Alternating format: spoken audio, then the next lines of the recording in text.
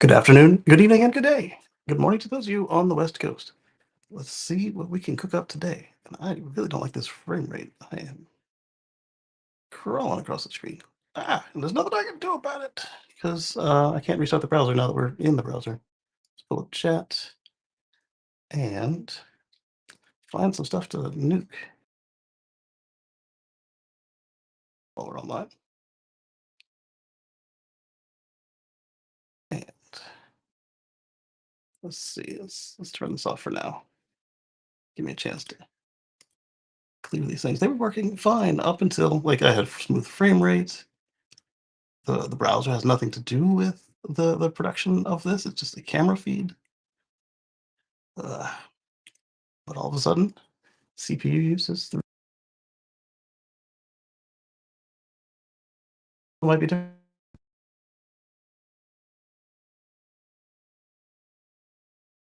Processing is giving us trouble. We're not short on memory, just CPU for some reason. So let's see what we can finish nuking to make that happen. Well, the solar interface is not showing us anything, so we can go force quit. Excel's not using any power, but we'll go ahead and quit Excel too while we're at it. I need the notebook. And is there a bunch of tabs I can nuke? Probably. Let's see here. This one can go. Not that the tabs are doing anything when they're not in use. Let's do save, and then just close the whole window.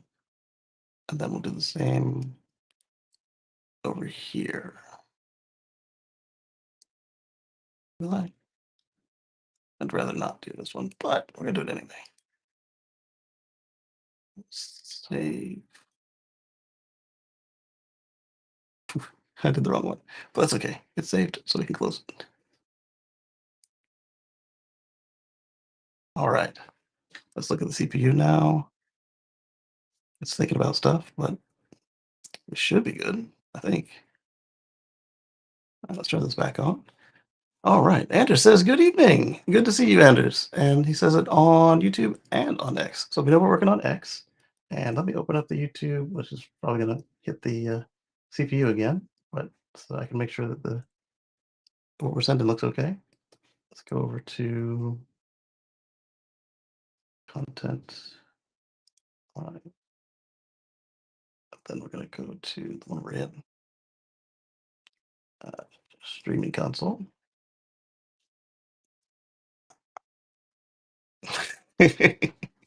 All right. So I'm going to do something new today. What we're going to do is we're going to I've got the Bluetooth on the microphone interface. So we're going to try and start a X space to see if we can't get some of you guys in here that don't want to be on camera but do want to talk. So let's see. Warning, X spaces are public. Yes, I'm aware. People not logged in maybe will listen, that's fine. 10 speakers, okay. All right, got it.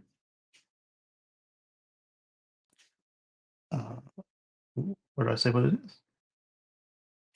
Spaces. Okay, so now I gotta do this. What we're gonna talk about, this is gonna be, let's chat.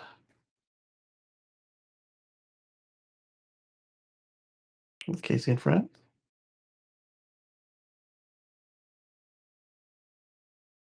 And I don't know how the audio is gonna be with this because, like I said, I'm looping it in through Bluetooth, so it should have a mix minus. But uh, basically, what it is the whole mix is coming in, um, except for I'm gonna mute myself, so That should be fine, and then it won't send them back to themselves. Kacey and Friends, February 16th. Okay. Add topics. Uh, science. Uh, science news, I guess. We'll do news. Still science news. Travel. Yes. Uh, it's not exactly travel. A little travel news. Technology. We'll do technology news. Interesting that YouTube is a type. And I've added 4 with a max of 3. So we'll get rid of one of the newses. We'll do, since I did science and news, well, there we go. Hit save. And, okay. Will we record the space? Yes, we're recording the rest of it, so why not? Uh, Miss the last space, they can listen to public recording anytime. We'll see how it works. Allow incognito. Sure, but that's weird. And start. No, I'm not going to invite anybody. They can come if they want. Skip. All right. I've got something up on screen, but it's not exactly what was in the notebook. Well, we're going to start with it anyway. Oh, look, I've got food because that's what people like to see is somebody eat. All right. Thank you very much.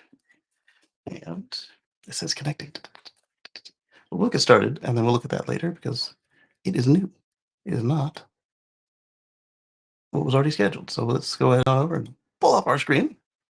And what we've got going first here is it's taking a long time to start, isn't it? I don't know how to even test the space to make sure it's working. Hmm. Well, I guess I can't unmute myself on there because I need this audio to go into there. Mm, and I can't exactly mute it in here because of how that works. We'll figure it out. Oh, somebody uses headphones when they talk. We should be fine. Okay, so first up, VinFast delivers nearly 100,000 EVs. But here's the catch. And here we are learning about it at the end of February. I guess the beginning half of February is when they published it. Let's see. Uh,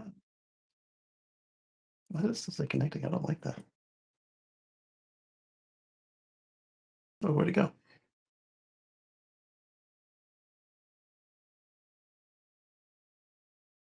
I certainly wasn't trying to close it. How do I get back into my space? Spaces. I don't want to join somebody else's space. I want my own space back. Let's close it. End it. Open it back up. We had to start it again.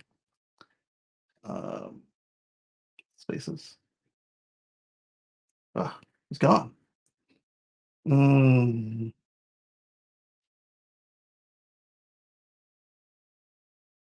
let's push it one more time.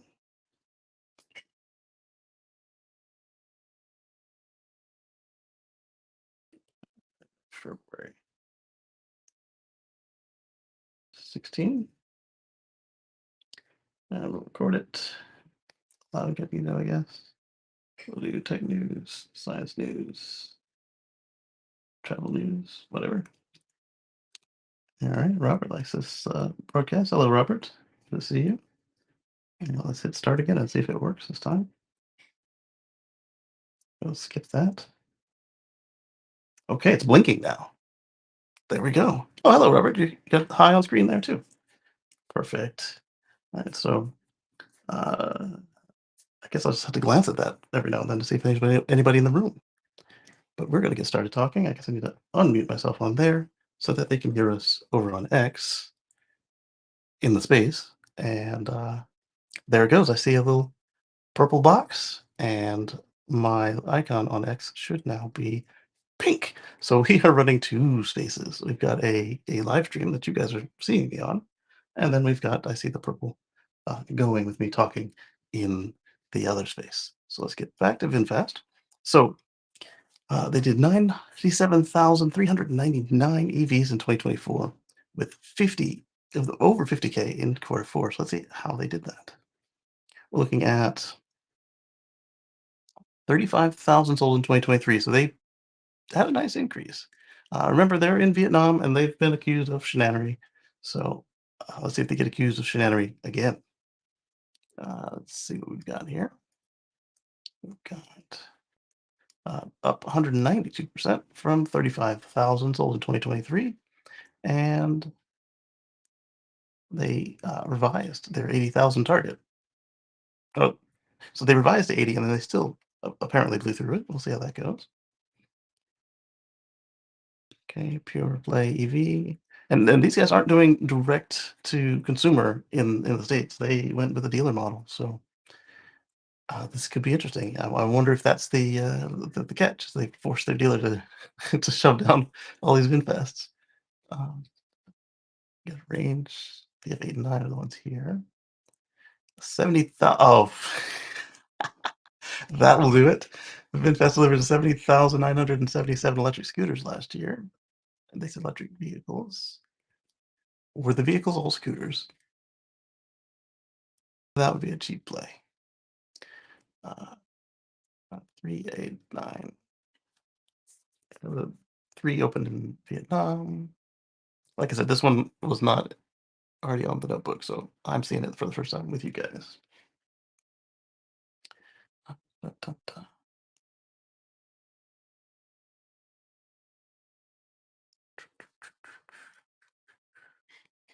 So was it just the scooters? Oh, that's all I'm seeing here.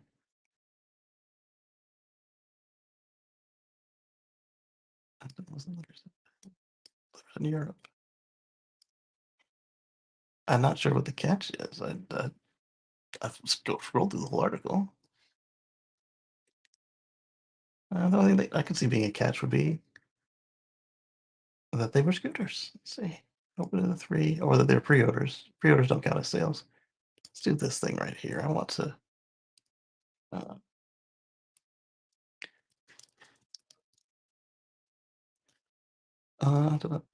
Brian says, "What time?" Now, of course.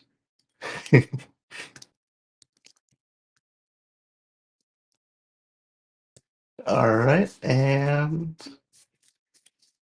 here we go. The catch is that most of the nearly 100,000 EVs delivered were sold in its home market of Vietnam. That's not a catch to me. 90% of deliveries were domestic. Okay, so, and the scooters, not part of that number.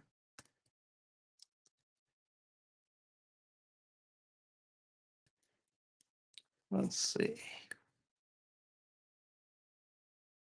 Okay, so the scooters is just additional. So the fact they made the sales in their home country is not a gotcha to me. I don't know why they made it out to be such. All right, let's pull up the notebook and get started on what we actually have in plan for the day.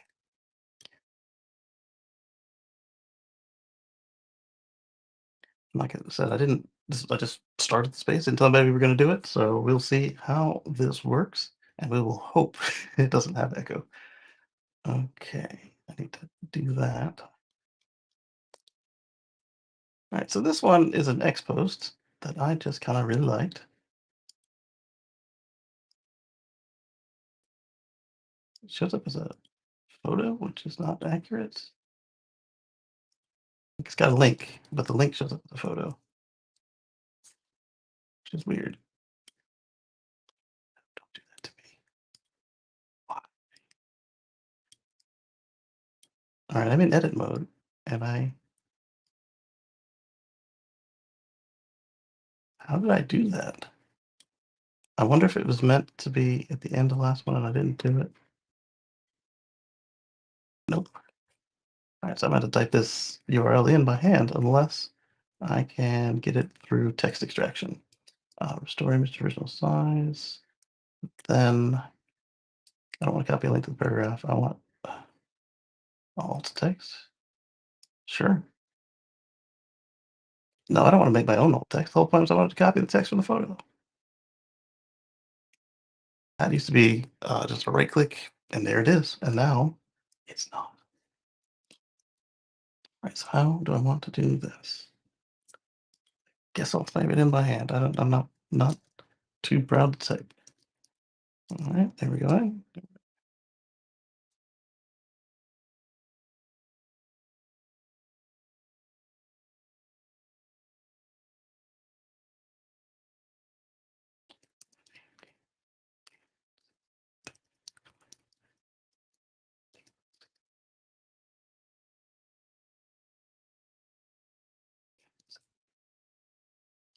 2, 2. Hopefully that was the right one. We'll find out. Does not exist. That post has been deleted. Let's try it again. Make sure I get it right.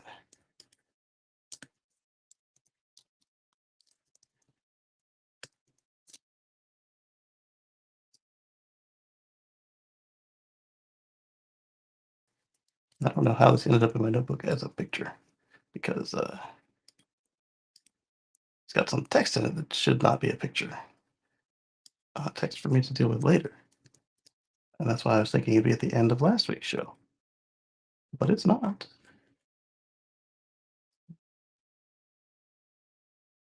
That is so weird. Maybe the end of the week before that?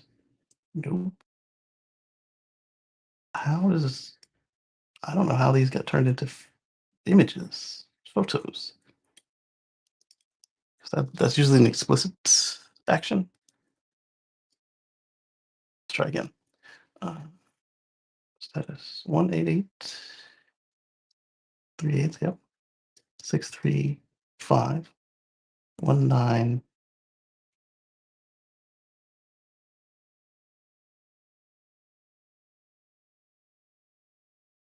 8, 6, 8, 3, 7, 1, 2, 7, 2. Go. It looks better. This is a Venn diagram. The coldest countries in the world and the countries with the most electric cars. What do you know? It's a dadgum circle. You got Norway, Sweden, Iceland, Canada. Not that Canada's got like they're kind of U.S. like a little bit better in terms of reach, but it's a circle because it's true. All right, let's go on to the next thing that was in the notebook. We have our first look at the exterior of Neo's new Firefly sub-brand.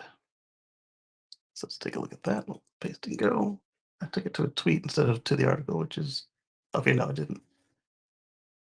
So I say that would be weird to take it to the tweet instead of to the article. It doesn't look bad. Might have a little bit of that. What is it? Tryptophobia for all the circles in the front there. Decent color and shape.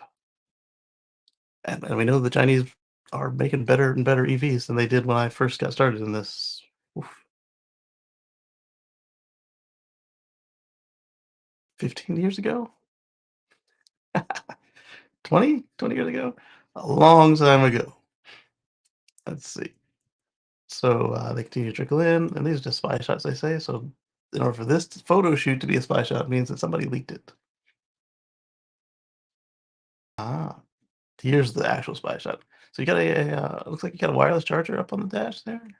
Don't know particularly the best place for it, but it is kind of behind the wheel, behind the screen. So I guess they're not going to be texting and driving that way. Still see they got their little AI assistants with the camera. All right. But this isn't a Neo. It's built by Neo.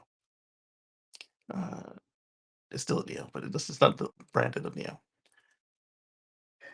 Spy shots, Firefly EV, $20,000. Remember, China was warning us that even with the tariffs, they will still undercut us. But they're not interested in the market right now. So they say. Surely that's a Honda E, or maybe the Honda E as it should have been, reasonably priced, what a decent range. Okay, I give you that. Really like the looks of the exterior. Yeah, it's just not a bad looking vehicle, as long as you don't got a problem with all the circles. All right, let's take a look here and go on to the next thing. All right, so we've got another compact EV, but it's a little bigger than the last one. We're going to be looking at Toyota's new urban cruiser. Yes, Toyota finally has another EV in China. Uh, also in Europe, though.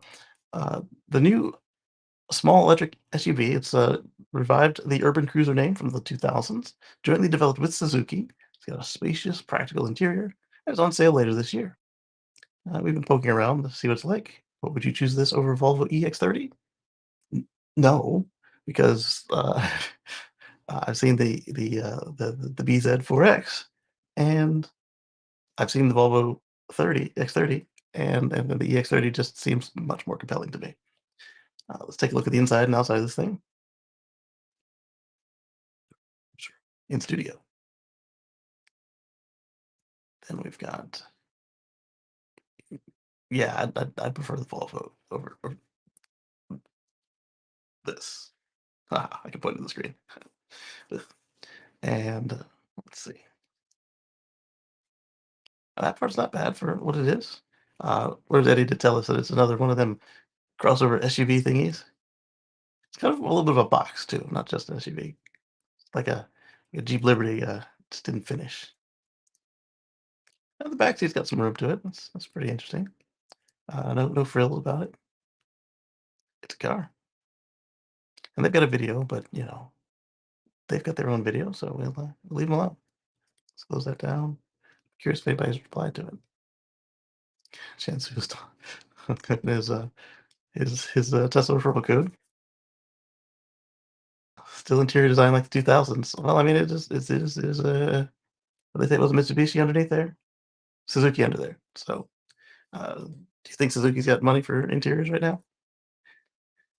It's not a competitor to the EX30. That's what I was thinking as well. Uh, like the BYD Atto 2, Renault 4, Omada E5, it has all-wheel drive and is quite unique. It's in this segment of size and price. It's a claim for range for us range anxious people.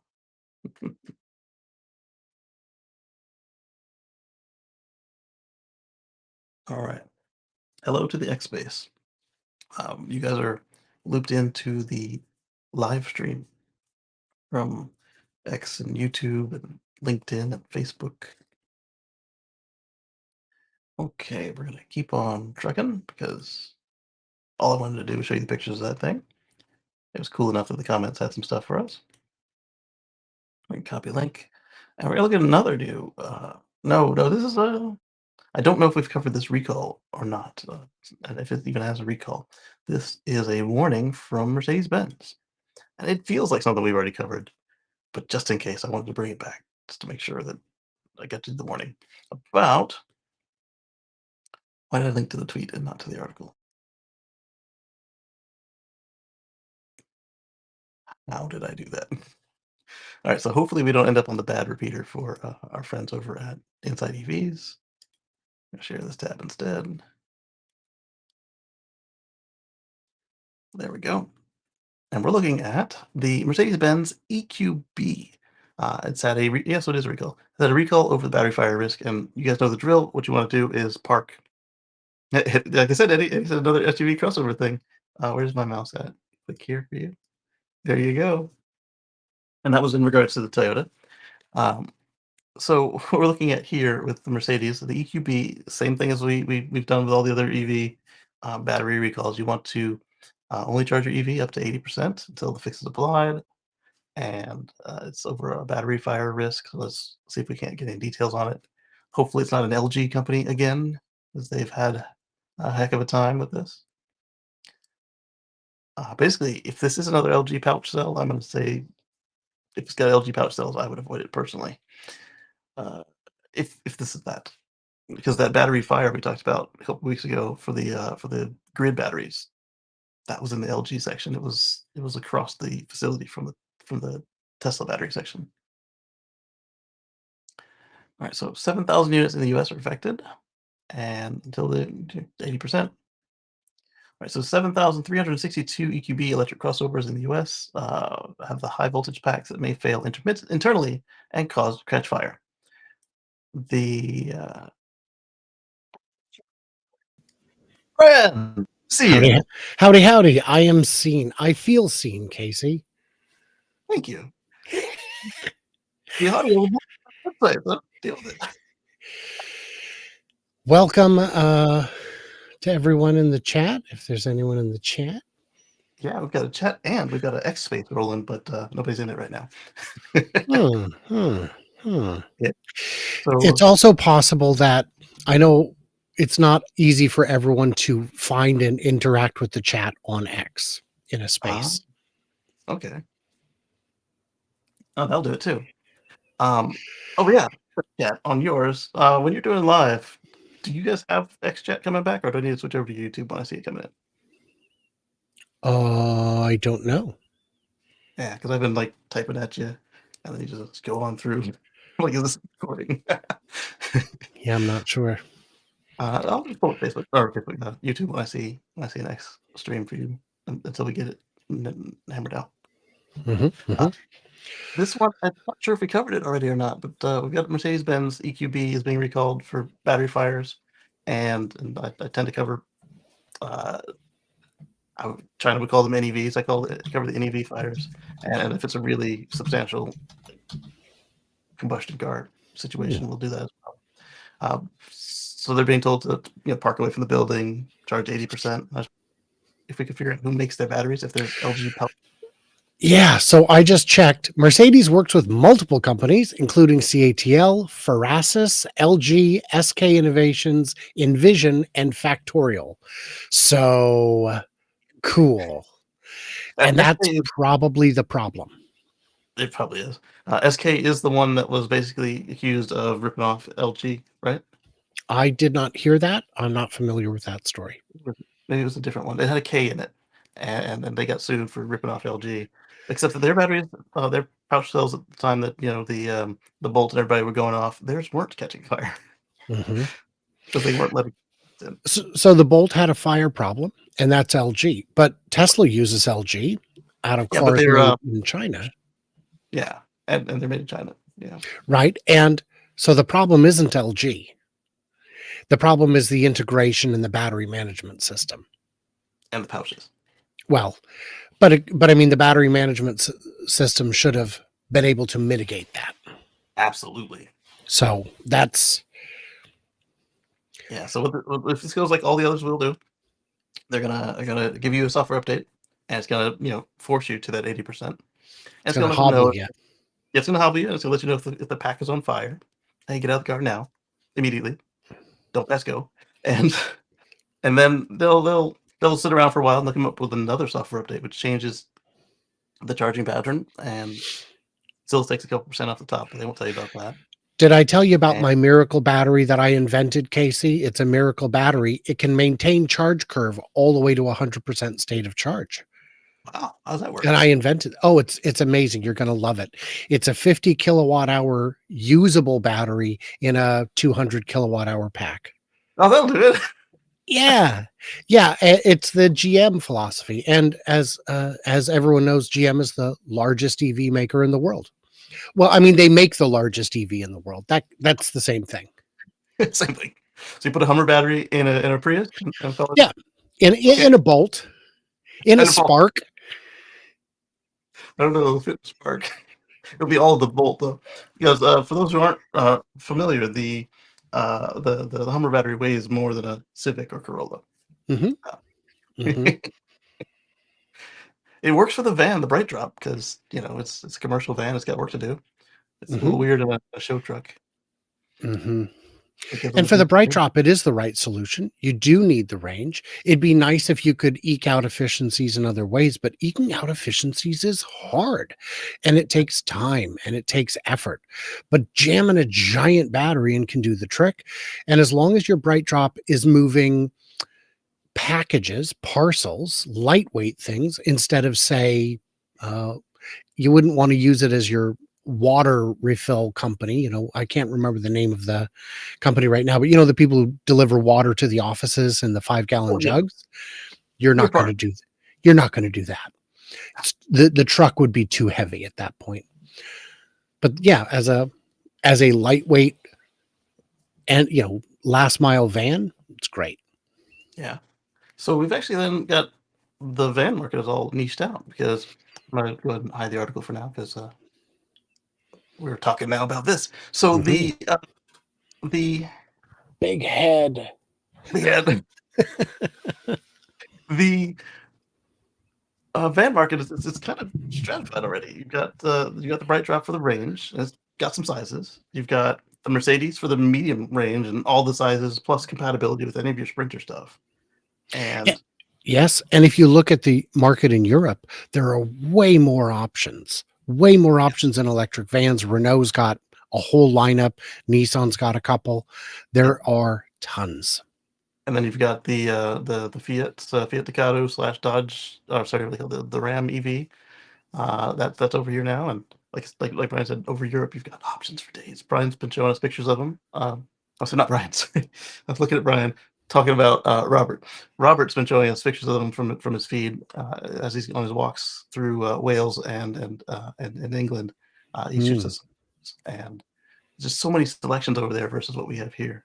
So we got the Fiat is so the Ram is kind of on the cheaper side and short to mid range, about 150 miles. You've got the Rivian, which is it's going to give you like that custom integration, and it's also on the short range side of it.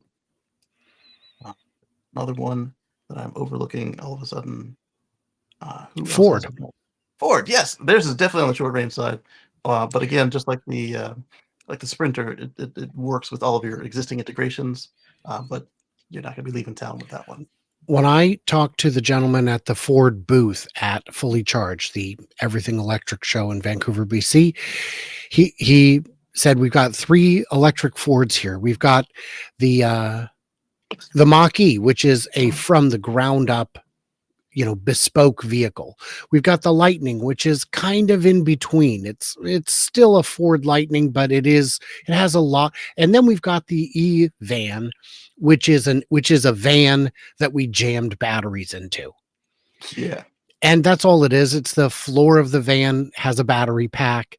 The big engine well, you look in there, you're like, that's a V8 engine well. It's got the hardware in there. And a lot of But empty space. either it works or it doesn't. I had an opportunity to interview a gentleman in Portland who's an electrician, and he said 150 miles of range is all I need. I only work in the Tri-County area. I don't do 150 miles a day, and I bring it back to the shop at night and I plug it in because guess who wired it up? I'm an electrician. So and when I need to go all the way to Seattle to pick up parts, I know where the chargers are and I charge. And it's so much cheaper. He figured that with the price he paid, because he got the $7,500 commercial credit, Nice. and it was, on sale and there were incentives and whatever. He figured that it would take him 3 to 4 years to have a free van, but with gas Ah, savings. Yeah. gas saving, maintenance. He doesn't have to keep taking the van down when it's time for an oil change or whatever. That takes Uh, time, and you have to do it during work hours, yeah, your work hours because that's the same time that the shop is open. right? Yeah, and then the fact that you can go beyond 100,000 miles without fretting about it. I want to ask you, Casey, are you getting comments on the regular still with the oldest, most tired FUD, the fear, uncertainty, and doubt that we've been debunking for years?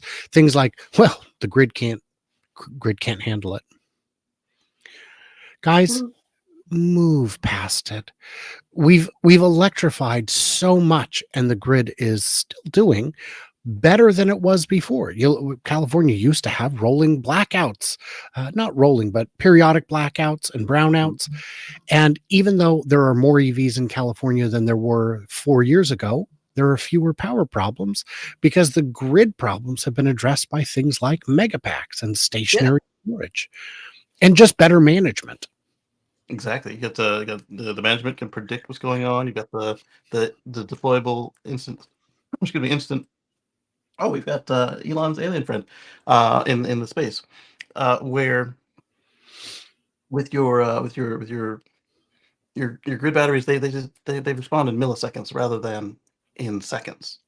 Let's see if we can't get her in space and how that sounds. She can't see the screen unless she's also looking at the live stream. Let's invite to speak. See how that goes. So with the Hello, caller, you're on. right,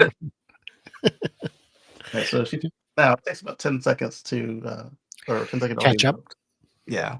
Mm. Okay. So Timothy says the grid handled massive adoption of the air conditioning in the 1960s and 70s. Yes, that is the one I hammer home the most because most people can understand that. At least the ones making the complaint, because they live through it. um, Yes.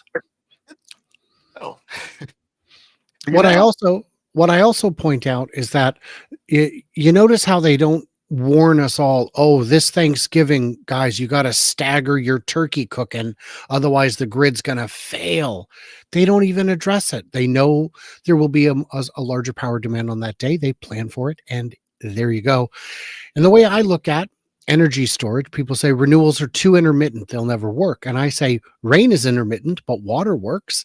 It's because we have reservoirs upstream. All yeah, the batteries we have are reservoirs. If we enable time of charging based on time of use pricing for EVs, that means you'll plug in your car at 6 p.m., 8 p.m. You have to leave at 6 a.m., 8 a.m. And sometime during that window, your car will get a notification saying now, yeah, and you get the better price. And that's how you turn the power system into a water type reservoir system. exactly. And the same is true with the mega packs. Yep. And on some of the more, I don't want to say more upscale, just not dirt cheap, bottom of the barrel EVs. Not that that's a bad thing because they work and they're beautiful. Um, but the ones where they can afford a software engineer, uh, they have the you can program in your schedule, or even not the ones that have a connection. They can go and download your schedule and just Mhm. get a power company. So So if you look at, here's a conversation I had a week ago at Platt Auto with Jack. He's one of the salesmen there. There's only 3 people who work there. They only sell used EVs. They often have 1 or 2 hybrids in the mix. It's a gateway drug. We're tricking you. But right now their hybrid is a Porsche Panamera. Oh, wow. He's like, "Do you want to drive it?" I'm like, no. Nope. I don't need to. I don't need to drive a hybrid. So, anyway, the question I will sometimes get from people is, I'm looking to buy a used car. Which one is the best one? one, And the answer is, what do you need it to do? what you I need. was at the North America Battery Show last year, and I got a chance to talk with a benchmark company, very much like Monroe and Associates. And I said, "Hey, man, you want to go on camera?" And he's like, "No, no." Like maybe later, he's like, "No, no, but I'll talk to you." Oh, there you go. And so they had 4 different batteries on display. They had the Taycan battery, the Leaf battery, a Tesla battery, and one other. And I said, "Okay, which battery is the best?" And he goes, "It's a wrong question. The best for what?" I said, "Okay, let's try a different way. Which one's the worst, and why is it the Leaf?" He said, "What do you need the battery to do?" The Leaf, you could argue, is the best because it's not liquid cooled, because it's cheap, because despite its technical restrictions, it's reasonably robust. And that got me to expand my thinking a bit, which is the best car. Well, clearly it's the Plaid Model S. Really? Because that's a lot of car. Yeah, that's a big. That is not the best car for me. For me, it's probably the Model Y. Um, but for someone who doesn't have kids, maybe it's the Model 3. Maybe Right. it's the Bolt. Maybe it's an old Bolt.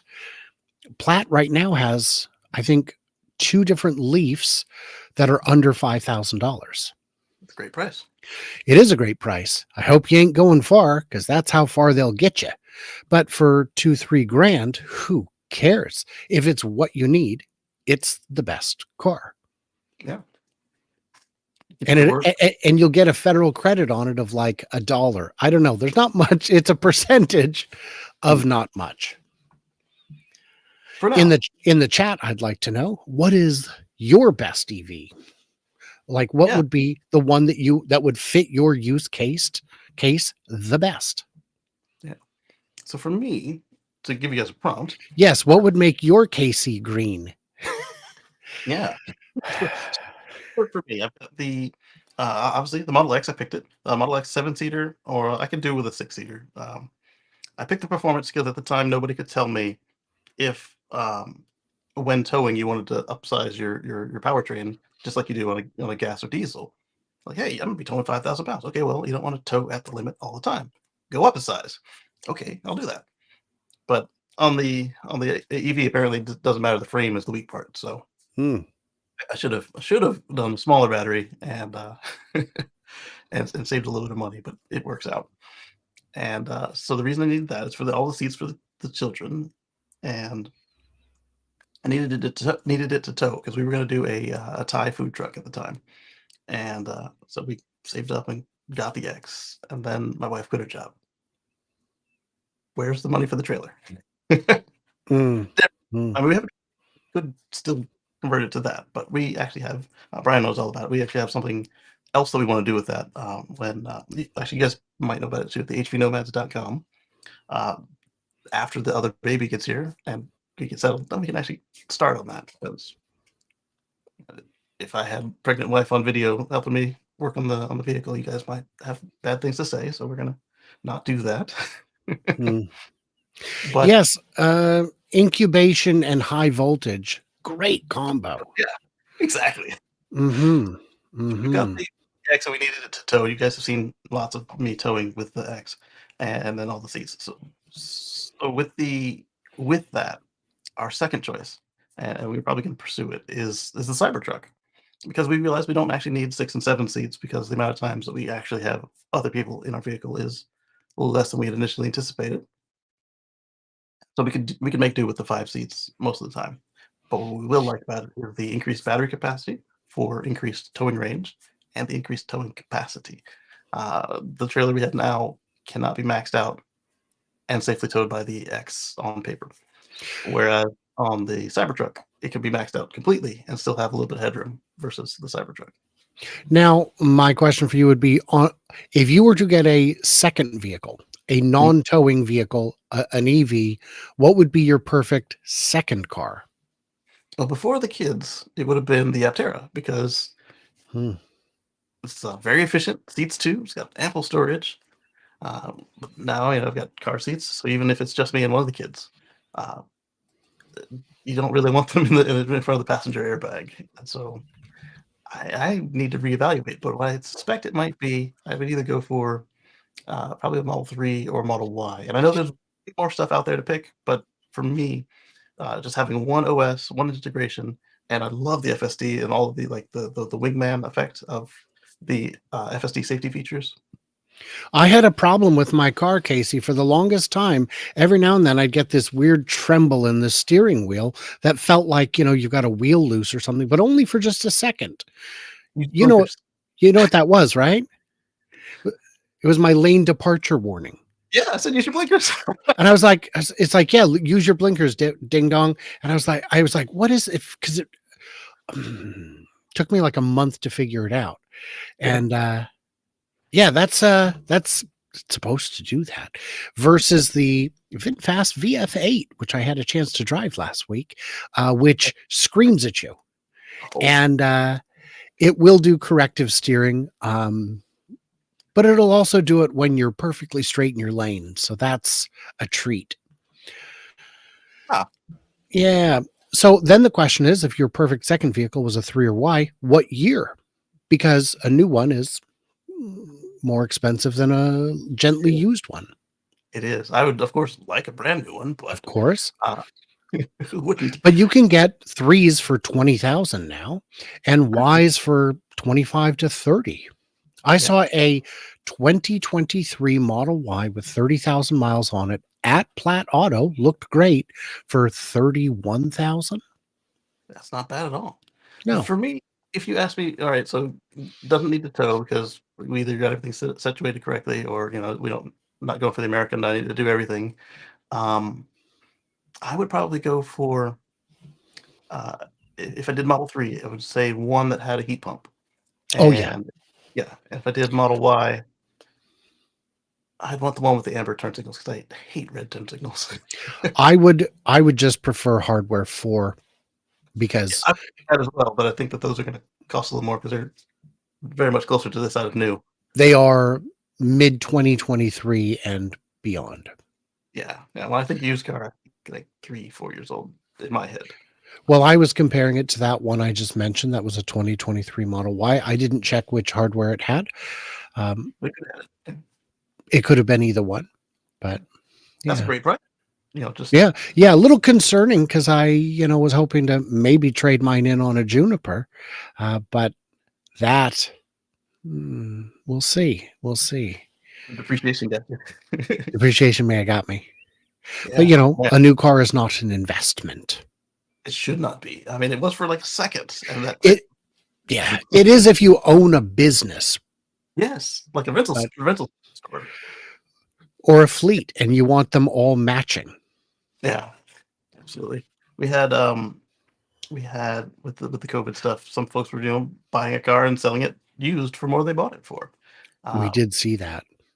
but for a little kick in the pants there, the sticker on my X was above the mid 100s, and we didn't pay that, but it was there.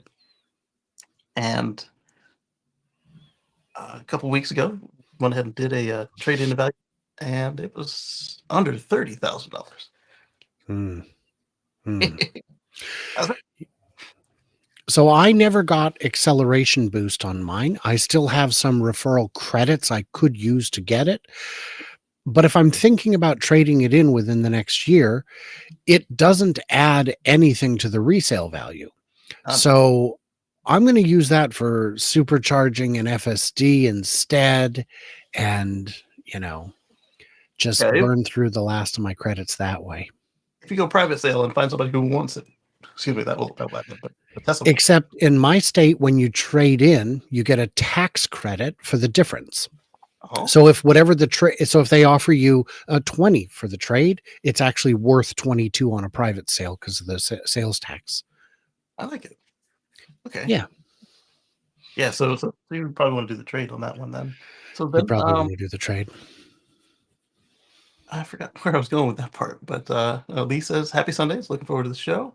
And Thank you, Tim, Lisa. we were on the batteries. Timothy said that the solar panels are being installed by the millions all the time. Yeah. Yeah. And we're seeing a new trend where instead of facing them south to get maximum power input, they'll face them east or west to get them for the time of day they need them most. Giga Texas has a huge solar array on the roof. It faces west. Why? So that it can generate power during the duck curve, which is when demand is highest and solar production is not the highest. It helps offset that. So you're getting less total power, but more power at the time you actually need it. There you go. Yeah. My panels on this building are east-west facing, Hmm. and just because the roof is north-south facing. Right. So you get an M curve on your charge, I bet. Yeah, Hey, hey. and so what that does for me is in the morning, I get a little. It goes up at noon. It flattens out for a second, and then in the evening, it picks back up again because that's the way to go. How are your panels oriented, Marcus? What's that? How y'all doing, gentlemen? Doing well. Good, good. On your solar panels, are they facing a particular direction, like south, or are they east west, or just kind of wherever they fit? West. Hold on, you threw me off with that one. There, I think it's west though. But I got to get somebody up there to clean them because I attempted to do it, but I got so far up that ladder. And we got a 2-story home and Yeah, looking. I'll even do them for your home. So I'm gonna get on that today. Matter of fact, because I tried that and that one that I looked down and that ain't heights ain't my thing. Speed is my thing. G forces, but height that's a different ball game. Yeah. Mm-hmm. So your vehicle, it would be EV Smoke Plaid. For that, because you what you do is the EV racing. Yes. Lee was impressed by that price that you gave us there, Brian. And Anders, he tells us that his for his family, the 7-seat Model X is best. There you go. My only reservation on the Model X is the doors. I'm afraid of what they'll cost to keep operational outside of warranty. Well, I can tell you that. So far, mine has crushed the latchet shroud, and that was like $30, and that wasn't Oh, so bad. Yeah, and in warranty, they had to align it a couple times. Uh, if you ever do need any major operations on the X doors, at the time that I last inquired, Tesla said you got to take it to a body shop, like a wreck yard, because it's literally a quarter of the vehicle just needs adjustment. So it is something to Lordy. consider. Yeah. Robert's got south facing, and he wish he had solar. Uh, that would help a lot on his bills because they charge out the wazoo over there. Like, and Lee says, do solar panels need to be cleaned? How much is that, and why? So it depends on who does it, and the reason why is over the years. You get all the pollen and dust and micrometeorites and just all the crud that's normally found on your roof, and it just blocks the sunlight, and that reduces your efficiency, which means that you're not getting all the free power you can get. So unless you like massively oversized your array, eventually you'll want to get somebody up there to kind of just wipe them off and get them shining again. That's the problem. That's what I noticed the difference. I'm seeing the difference in my end from what we Okay. usually get, because we get pollen out here bad, and over time I have mine for a couple of years now, and we have it. We ain't got too many trees by me, thank God. But it's more pollen and dust, and we had the ice storms and things like that. That stuff just stuck on there. So that's what I'm gonna get on today. Matter of fact, I've been putting it off for the last couple of months, but. Yeah. So the other factors on solar panel cleaning is how tall is it? Where are they? Is it how dangerous is it? Basically, is the real question. Yeah, if your cleaner has proper insurance, that will add to the price, but also reduce your liability should they fall off your roof. So Fryer has killed their plans to build their $2.6 billion factory in Georgia. It was going to be in Coweta County, Georgia, and they called it the Giga America. And it was going to give us more than 700 people of employment. The problem is it was coming from the IRA, and we've had a political regime change since then. So you're going to be missing out on all that money. And their top comment there was Tom D. He didn't like the excuse of climbing interest rates as for why they aren't going to build the project. But well, you can't come out and say the real reason. It's unpopular, and you will get death threats from people who don't like the fact that you're calling out the fact that this is political, because there are crazy people out there, and they're very loud. They are, and we saw this with Giga Mexico. The only reason that is because he doesn't have a filter. It's the only reason we were able to hear that was his reason for why it ultimately didn't get done. It was a little early that he was saying that, but he did spend $200 million to make it right. Well, he said we're not building it because we don't know what the tariff situation will be, but then he paid for the guy to get elected who was going to impose the tariffs. Yeah.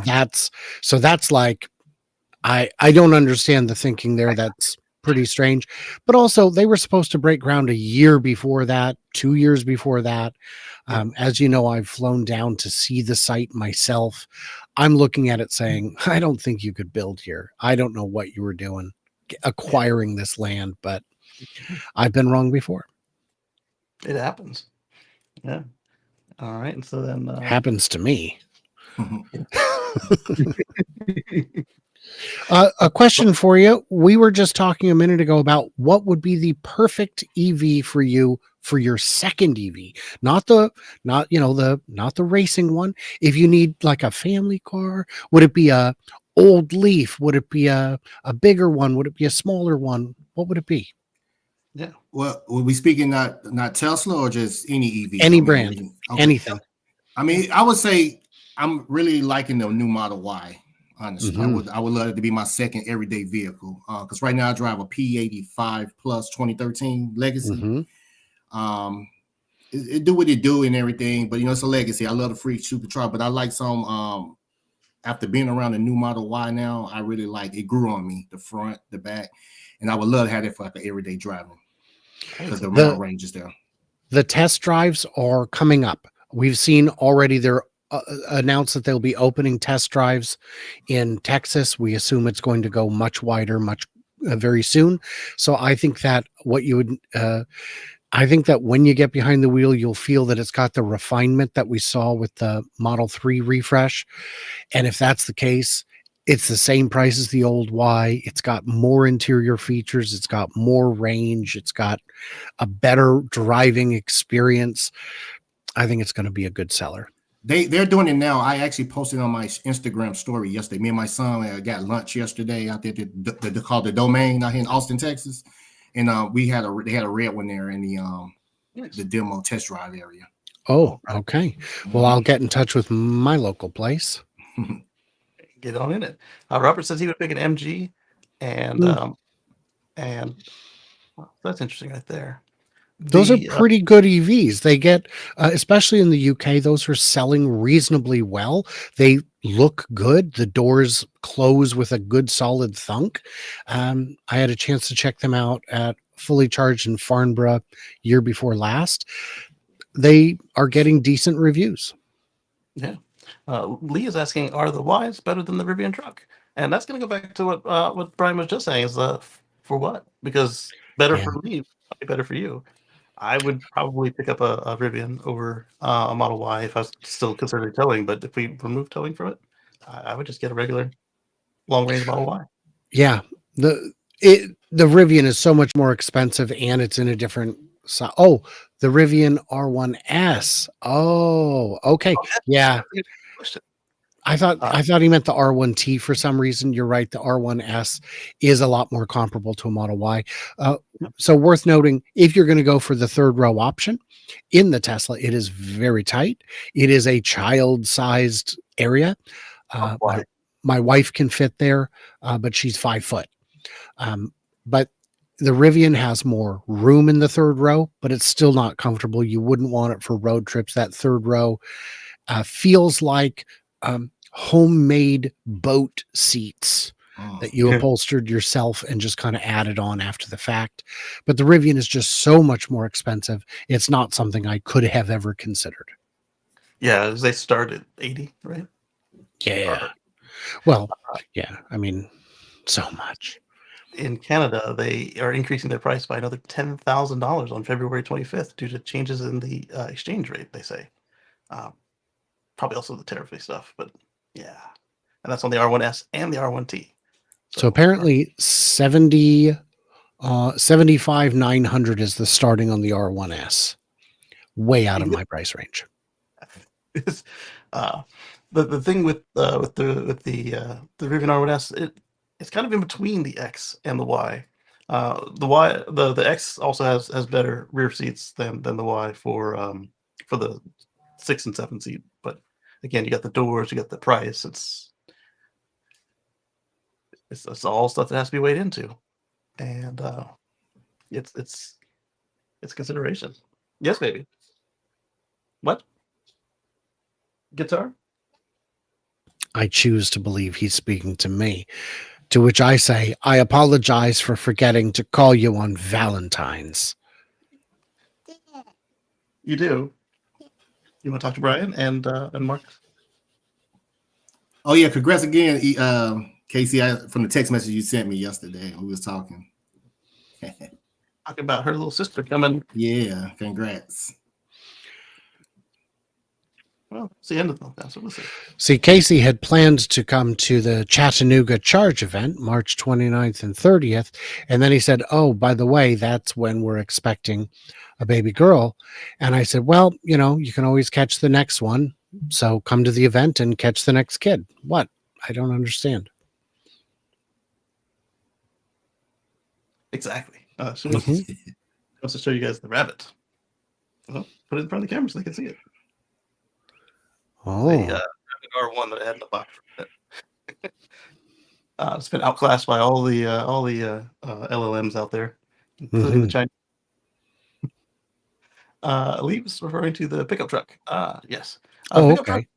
That's interesting right there because the pickup truck is the same situation as the vans, where everybody. You have spit. Rabbit has a mouth. All of the trucks are stratified. So far, there's very little overlap. You've got the GMs that do the long range or the low price if you want to get the work truck. You've got the Ford, which has the compatibility with all your existing accessories.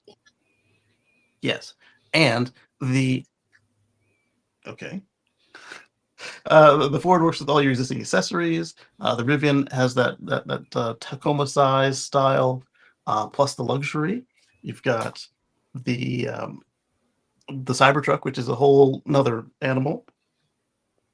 And then you've got the Hummer, if you need to kind of show off and not do truck stuff, or if you want to tow. You can see the ears and the horn. Yeah, they're there. Look. And who else am I missing on the trucks? A bunch of them went out of business. And you got the Rams coming up. You got the Ram E-Rev or Rev, the I EV1. thought that was canceled or postponed. Postponed. I think it was postponed. They I were think I all saw postponed. someone said postponed. Yeah, the rest were postponed. And then you've got the Ram Charger coming out. Those ones aren't yet on the market. Oh, the Charger's not out yet? No, not yet. Oh, the Charger's I've been out or nearly out, but the Ram Charger is the plug-in. The truck. Well, I say Gotcha. hybrid, plug-in hybrid range extender. And then for some reason the full EV is later, even though it's easier to make. And they have the same size battery. But who am I missing? There's another real player that I'm just missing in the trucks. Are you copying me? She's doing hand gestures. It's probably Lordstown. Yeah, Lordstown's gone. Well, Yeah, Lisa's. it's probably the Nikola Badger. Oh, the Badger. Did that one actually make it out? No. Oh, No, it never made it past a render, and they claimed that they had built 2 and they hadn't. And then the diesel bro himself said, no, they built 2 and I went and got them, but I can't show them to you. My friend, my brother in Christ, you don't have a truck. that's right. And so now I don't know if we covered it. We probably did. No, we didn't, because I don't do the financial stuff all that often. Our fine friends at Nikola are shopping around for help with their bankruptcy. So Best of luck. Best of luck. They claim that they've repaired all of the trucks that are sitting in the desert waiting for new battery packs for their battery fires. And their battery fires were caused by also like some of the LG's just improper construction. There was contaminants or rusty connections, and whoosh. I did the lightning, Lee. I did lightning because the Ford will work with your existing upfits, unless you need to take the bed off, I think. But even then, it might work. Yeah. And so, best of luck to Nikola. And the Lightning drives like a dream. I don't know if you've had a chance to experience it, either of you, but it's the best driving traditional pickup I've ever driven. Wow. Nice. And then remember that recall on the Lightning. So if you've got kind of a chic or shimmy in the steering, do take it in and get that bushing replaced. Last we want is a Hey, quick question. Do BYD makes a pickup or a truck? They make a hybrid called the Shark, I think. Okay. But I think it's a range extended. You can buy it in Mexico. I've had a chance to see it. Okay. It looks sharp. It looks great. Yeah. So here is Sawyer is pointing out that Tesla is aiming to launch their 500 kilowatt supercharger, the V4 native, I call it, or V4 actual, in Q3 of 2025. Last time we talked about how they were prototyping it at Giga Buffalo. They also mentioned that the team is working. Yeah. Don't touch that. The team is working around the clock. They're working weekends even to make sure that the V4 is ready. It's the button. Don't touch it. Sad. Button on the keyboard. It might mess stuff up on the show. So they're working on weekends as well to make sure that the V4 is ready. but Sawyer saw that Max and Ziegler was talking about pricing, and they expect that there's another button to push that either. The the superchargers are expected to be $40,000 to $45,000 per stall on the V4s.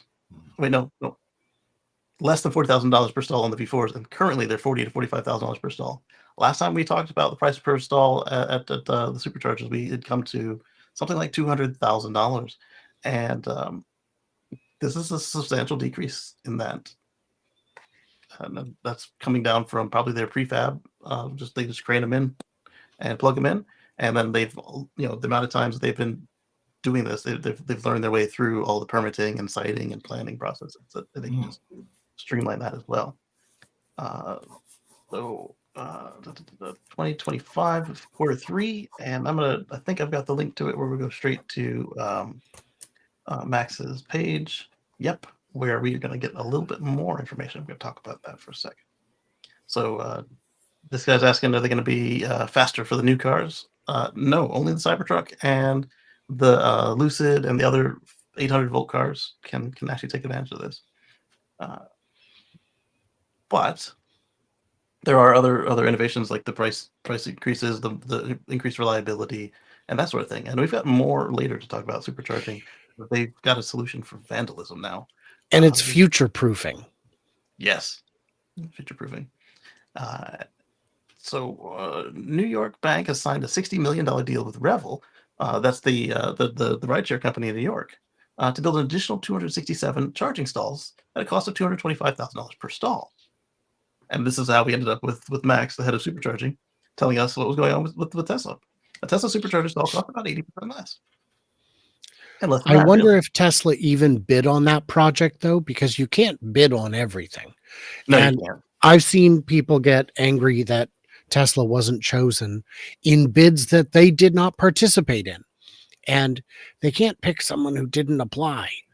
So I feel like there's some of the rage is out of place. Now, on the New York Chargers, we don't know where they're all going. It is a statewide thing. It's not just New York City. But when it comes, there are places you can't use the prefab chargers. I had a chance to talk with the Northwest director of new supercharger locations, basically. And he was telling me, we were asking, why don't you put them down? Why don't we have more in Portland? And he said, there's no place to put them. And we can't put them in parking garages because you can't fit them in there. You can't get a crane truck into a parking garage. And even running power through a structure like that can be complicated. So and a lot of times in the city, the transformers are already maxed out. So it's not like you could pull enough juice anyhow. Yeah, so there with the parking garage, often looking at the custom installs, which raises your price. And like you said, you got to make sure you get the power, and most of them are like on the edges, and so you got to get the situation where you got to, if you can't get the crane in there to get the custom one in there, that makes it hard too. Mm-hmm. And well, that's the one you pick, baby. Eat it. And it's just super complicated. It just raises the price, so I can see why they would not be interested in doing that. And it's that's going to happen even more going forward with the V4s, though, because if they're mostly or all prefabs, they go in 8 at a time, and it's easier to wire, but it also precludes them from using certain places. Andrews is telling us about the EV6. I was going to mention it, but I wanted to wait for you to say it because I didn't want to put all your business out there. The EV6 has a few things annoying about it. The infotainment system always goes back to the home screen when you start the car. And the navigation sometimes gives strange places for charging and has a strange way of guiding you on the road. Yeah, that would be annoying. Yeah. But that would be another car that could take advantage of, well, not that particular one, but that style of car could take full advantage of the V4 supercharging because it is an 800-volt car native. Don't worry that.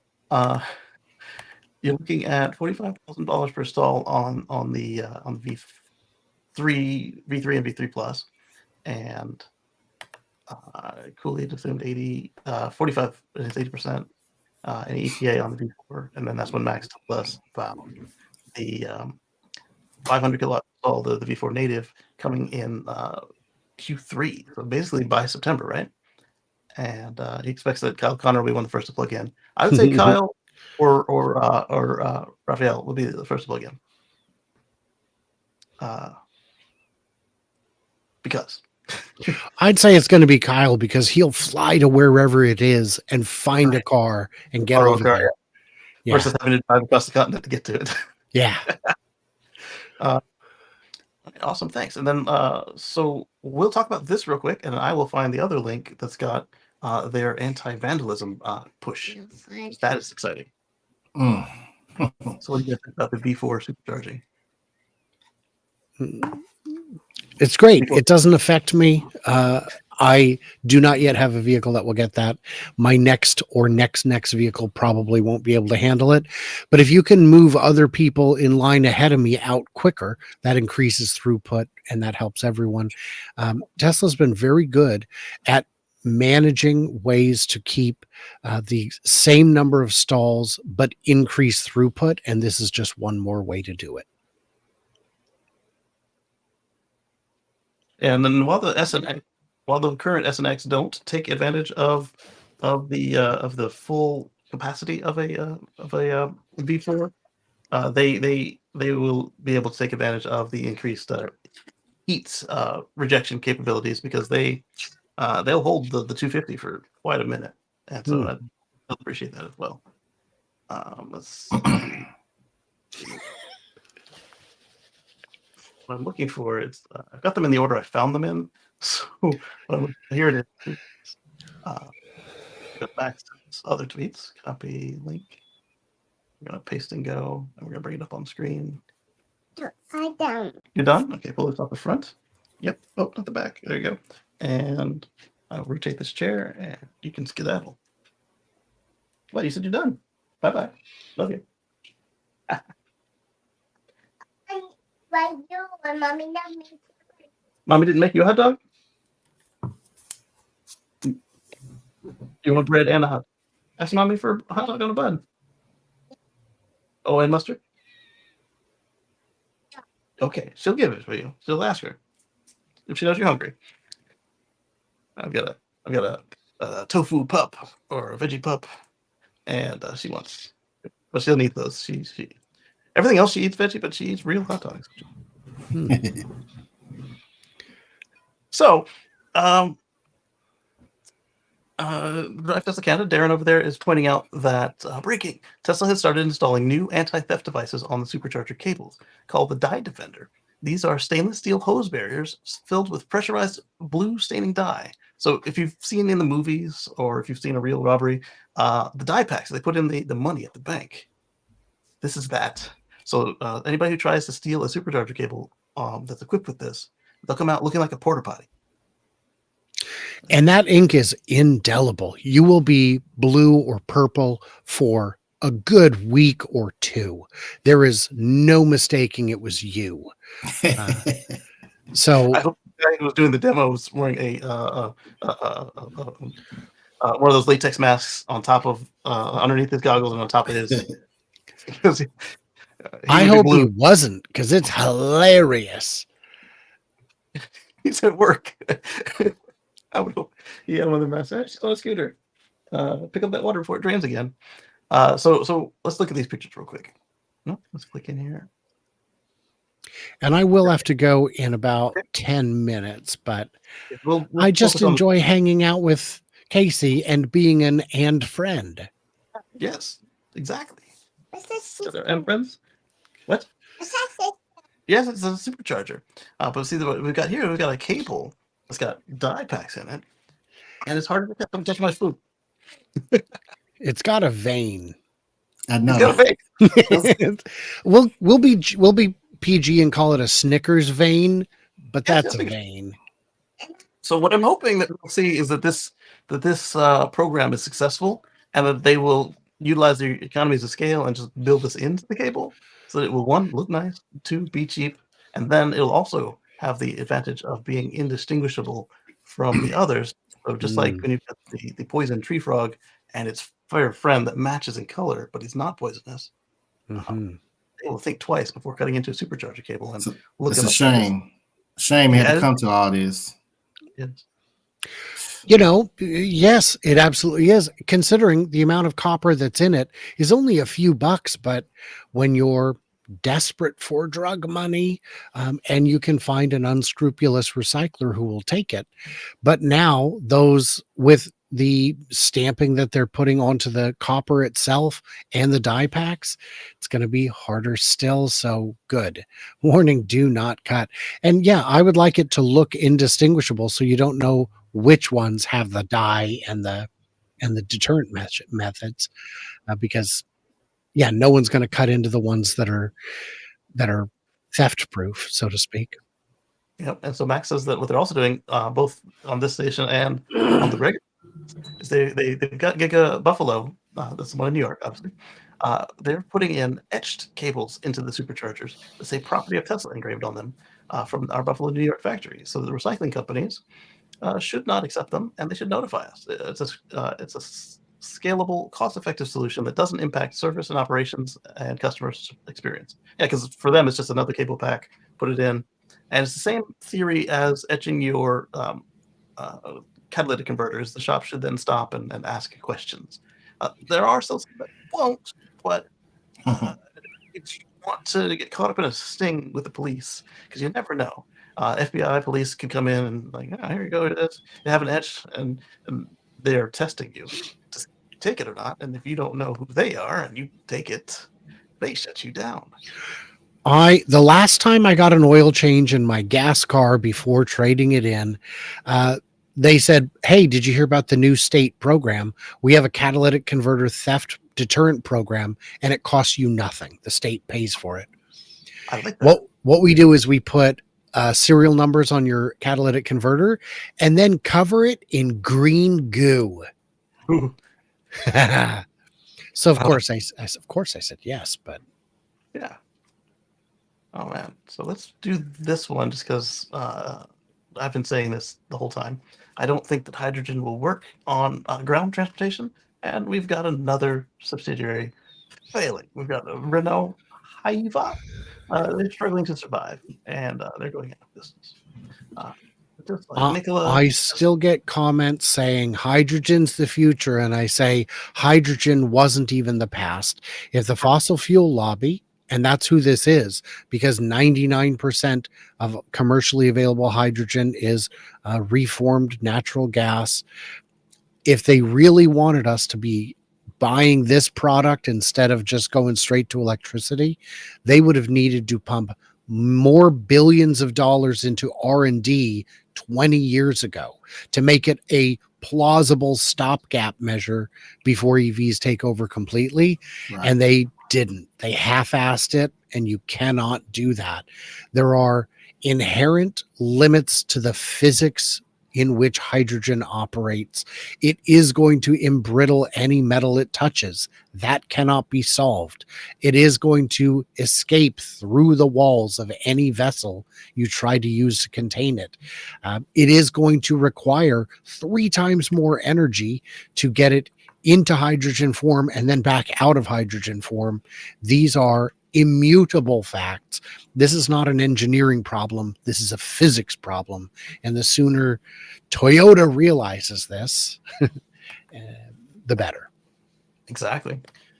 For a quick FYI, if you've got a Foundation Series truck and you're waiting on your wheel cover still, Tesla is shipping out these nice looking center caps for you. So you can use those while you still wait for your wheel covers. As a thank you for being so patient with us. Ridiculous. Yeah, but it's the right move. It's a right move. Yeah, it's a right move. So the DOE's Argonne National Laboratories determined that Redwood's materials, recycled battery materials, are equivalent or even better than virgin mine materials in cycle life, capacity, and efficiency. Looks like the circular battery feature is here. And so we've said this before.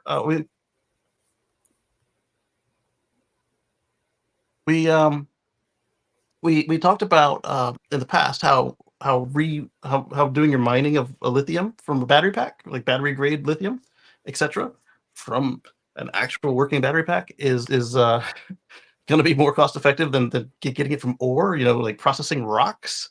But it also had the benefit of it was already a battery, and so for some reason when you redo it, it it just has better stats, and that holds true also when they tested the redwood cells, which is really darn cool. Let's see, we have a Land Rover with a truck bed, and then Andrew was talking about the EV6. We've got one more battery story, real quick. That was pretty cool. We've got this one here from Tesla Energy. They have a status update. They did in the Nevada plant. They did in less than 3 months after their last milestone. They did 1,000 power walls a single day. Well, less than 3 months later, this was on the 11th, so a couple days before Valentine's Day.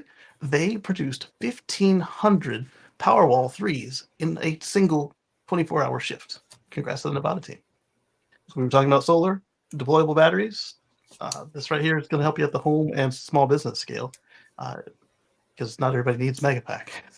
And this is phenomenal, because the better economies of scale, the faster they can bring that price down, and this just goes with that. So I'm gonna sound off on this one, and then at the end of that, I will leave you, gentlemen. I did want to say it's a pleasure hanging out. It was very good meeting you. I look forward to seeing you again. On those power walls have a very good margin. I met a gentleman who owned a company in Canada who installed them, and he said his biggest obstacle was just getting enough of them. This was a few years ago, but he would just struggle to get enough. Hopefully that has been resolved a bit. The real problem now is LFP batteries have 100% import tariff. Does this mean that the LFP production line in Nevada is operational?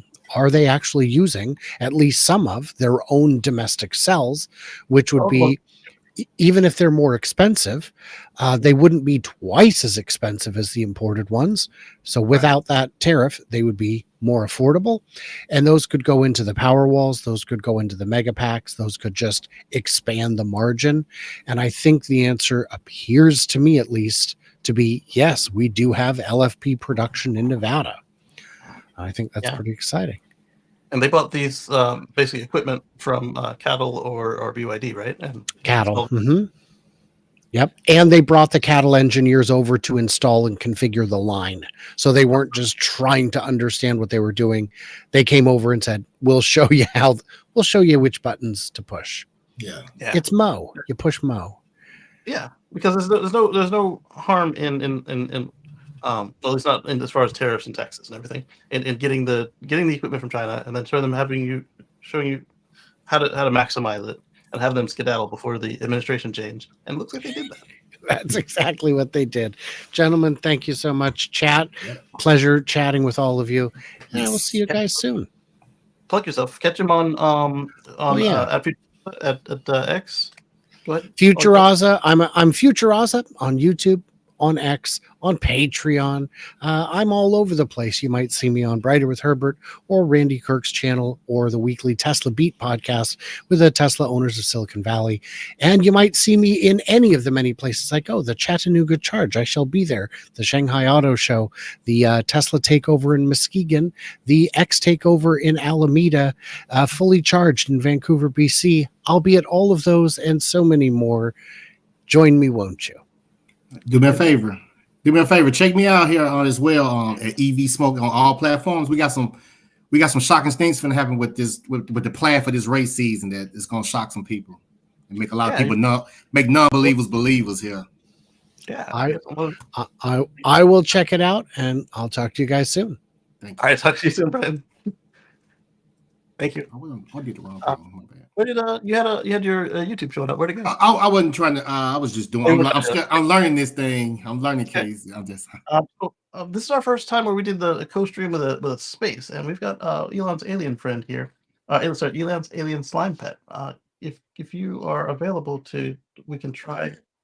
Okay, so we want to see if how the audio sound. Does it have an echo? Can Marcus? Can you hear it? Have any echo? It was fine. I can hear good. It was fine the whole time. Cool. So this works. We can get everybody into the space and we can have a cross conversation. What have you thought about some of these topics so far? Well, I was gonna chime in a while ago, Oh, you should but have. I didn't. About what would my perfect EV be? Yeah, that's exactly. Yeah. Uh, Tesla Model 3 Performance. Yeah. That's a fun one I right like there. the new design of the Model 3. I've been set on the new Model 3 because it's so much better looking than the old. Absolutely. And it's going to be a blast. And I can't wait to take one for a spin. It's going to be a lot more nimble than I have. got. Yeah. I've test drove a new Model 3 and I flipped on insane acceleration and sort of forgot. Yes. So my dad hit the accelerator pedal and my head went flying back into the headrest. Hey, Casey. I would have said Yeah. that one too, the Model 3, but if I Yeah. was thinking Model 3, the new performance, I don't need all these fast cars. I need a basic, that's why I said the new Model Y, long range. But yeah, the Model 3 is nice. Yeah. What's wrong with you? She closed the door of the bathroom? Yeah. Oh, and she's gone.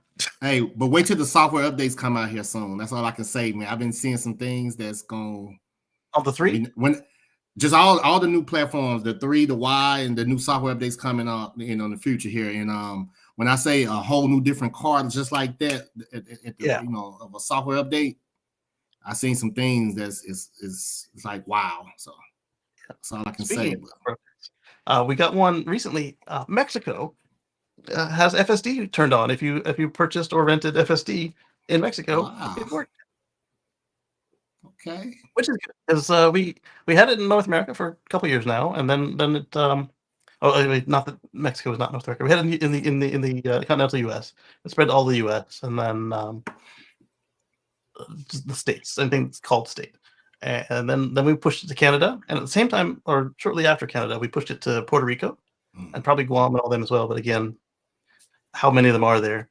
Part of the reason we don't see too many Puerto Rican FSD videos is because they never offered the lease of FSD, so you can't rent it from month to month. You have to buy it upfront at the equivalent of whatever $8,000. They're still U.S., but for some reason there's a currency exchange there, or whatever tariff. I don't know, but I don't think there's always the $8,000, but the equivalent of $8,000 plus whatever might make it cost more. And you have to buy it all up front. And as Elon said during the earnings call, not everybody did the all upfront thing. So that's why he was happy that even though the Hardware 3 computer requires replacing to give us what they promised us, not many people actually bought it. So it's not going to cost them as much as they thought. Yeah. So that's another software update. Then we've got over here, I don't remember why I've got it in here. Oh, yes, that's why I have it up here. So this study says that Tesla drivers are the worst in the country, followed by Ram. And I'm wondering, you had a lot of BMW drivers kind of come on over. I wonder if that had anything to do with it. But part of the problem is you've got, just like Elon said during the call, you've got folks turning off FSD to text to turn it back on. And it sounds like they're going to do something about that, but they haven't done it yet. And so now you're extra vulnerable at the worst possible time. You're at speed. You're not paying attention to the road. You've turned off the safety features. Well, not all of them, but too many of them. Right. So that you could look down from the road and use the phone. So you're distracted and not paying attention. Like you can't even see. Like you can be distracted looking out the window. That's bad, but to be distracted and can't see what's going on is worse. So you've got that. And then another problem, we've got too many DUIs. You got to remember that FSD is not yet unsupervised. And even when it's unsupervised, it'll probably still be a while for the laws to catch up where you can have any intoxication behind the wheel with this thing driving the car for you. So, or just robotaxi. Yeah, just ride the robot. That way there is no wheel and you're not at fault because they'll say whoever's behind the wheel. Oh, there are no controls. All right then. Hurry on, citizen. And then you had Mercury, Pontiac, and Cadillac drivers had the fewest incidents reported last year. 2 of those they don't make anymore. So I would hope that they are going down in number of incidents because Mercury and Pontiac are gone. Cadillac has been trying to rebrand, trying to get new customers, and they've been doing all right with that, but there's just less of them on the roads. So that makes sense as well. So while the Tesla may be the safest car on the road, apparently some folks are taking that too too far and allowing themselves to bring it back up with recklessness and then carelessness. Yeah. And Lee asks, "Is this why insuring a Tesla is so expensive?" This is part of it because remember the insurance people they just look at a book, a table of numbers, the actuarial tables. They don't see us as people. They're just plugging numbers into a formula, and then whatever the formula spits out, they add their profit to it, uh, and then that's that right there. So you've got all the what do they call them, bipping in Southern California. You've got all of these bad behaviors across the country. You've got the general cost to repair or total out the vehicles, and then some of these insurance agencies add a little "we don't like EVs" tax right on top of it. And so you'll have some that charge a reasonable rate or less than what people are paying on fossils, and then you'll have others that just take you for a ride because they think, again, that profit calculation on top of what the risk tells them. They think that, oh, you spent this much money on a car. They already know it doesn't cost $100,000, but they act like these are still $100,000 cars, and they charge you accordingly, which is crazy. Lee, you got $700 with one carrier, and others were 600 or so. Good gracious! Man. Then also you've got the kind of the captured one. You've got the Tesla insurance, which is an option as well. I'm not sure. It didn't work out for me because they were more expensive than what I already have. But I'm on a specialty program that's not just open to the public, so it's a little harder to obtain. But because they were still just a little bit cheaper, there was no reason for me to switch to Tesla. And then as we moved about the country, it was a good thing because the place I'm at sitting right now, they don't participate. Robert says that one EV car insurance here starts at £395. I'm assuming that's per month. And Lee said, nah. So Subaru is right where we expected them to be on the list. They had 74.2 in Jersey and California. Subaru rounded out the top three with 32.85 incidents per 1,000 drivers. Good gracious! I knew they'd make the list because you see how they drive sometimes with the Subarus. This is me on FSD right here, right? Not in my car because I got to hold the wheel. But with the cabin camera, I was what was I eating the other? It was a pizza or a sandwich, just like this guy, just two hands, watching the road. Crumbs everywhere because if you take your eyes off the road for a second, that thing's beeping at you.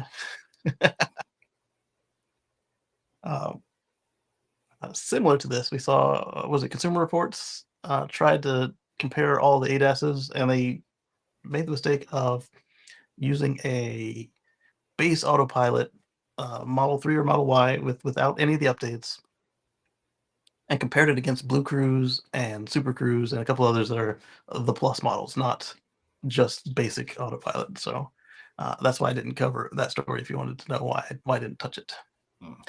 Lee says they charge you for driving after 9 p.m. They literally watch your every move. If you speed, they increase it from what I was told. Yeah, anything that would have hurt you on the safety score for FSD. So basically, unless you are driving in FSD like all the time, or practically all the time, or if you're not driving after, I think it's 10 p.m. though. You have to really want the car to be just basic transportation to want to use the Tesla insurance. The good thing about it though is that the price can go down with good behavior. The bad thing is it can go up. And recently, in just two of the 13 states they operate in, I think California and Texas, or Texas and somewhere else, they've introduced the opportunity to, if you are using FSD, you've subscribed to FSD and you're using it a certain percentage of your miles, they will give you an additional discount on your car insurance. So, yeah. Robert has a point. Yeah, for what they're charging for insurance for Lee and for over there, the price he gave us, the £300, you can just rent a car.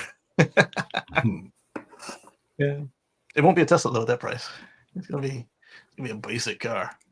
The methodology is messed up. Let's say you're in an area where just about everyone drives Ford trucks. You expect the most accidents to involve Ford trucks, but not because Ford truck drivers are bad drivers, simply because there are so many of them. And so this is another good point right here. The best selling vehicle in the world was the Tesla Model Y for 2023 and probably 2024. We're still waiting on the numbers.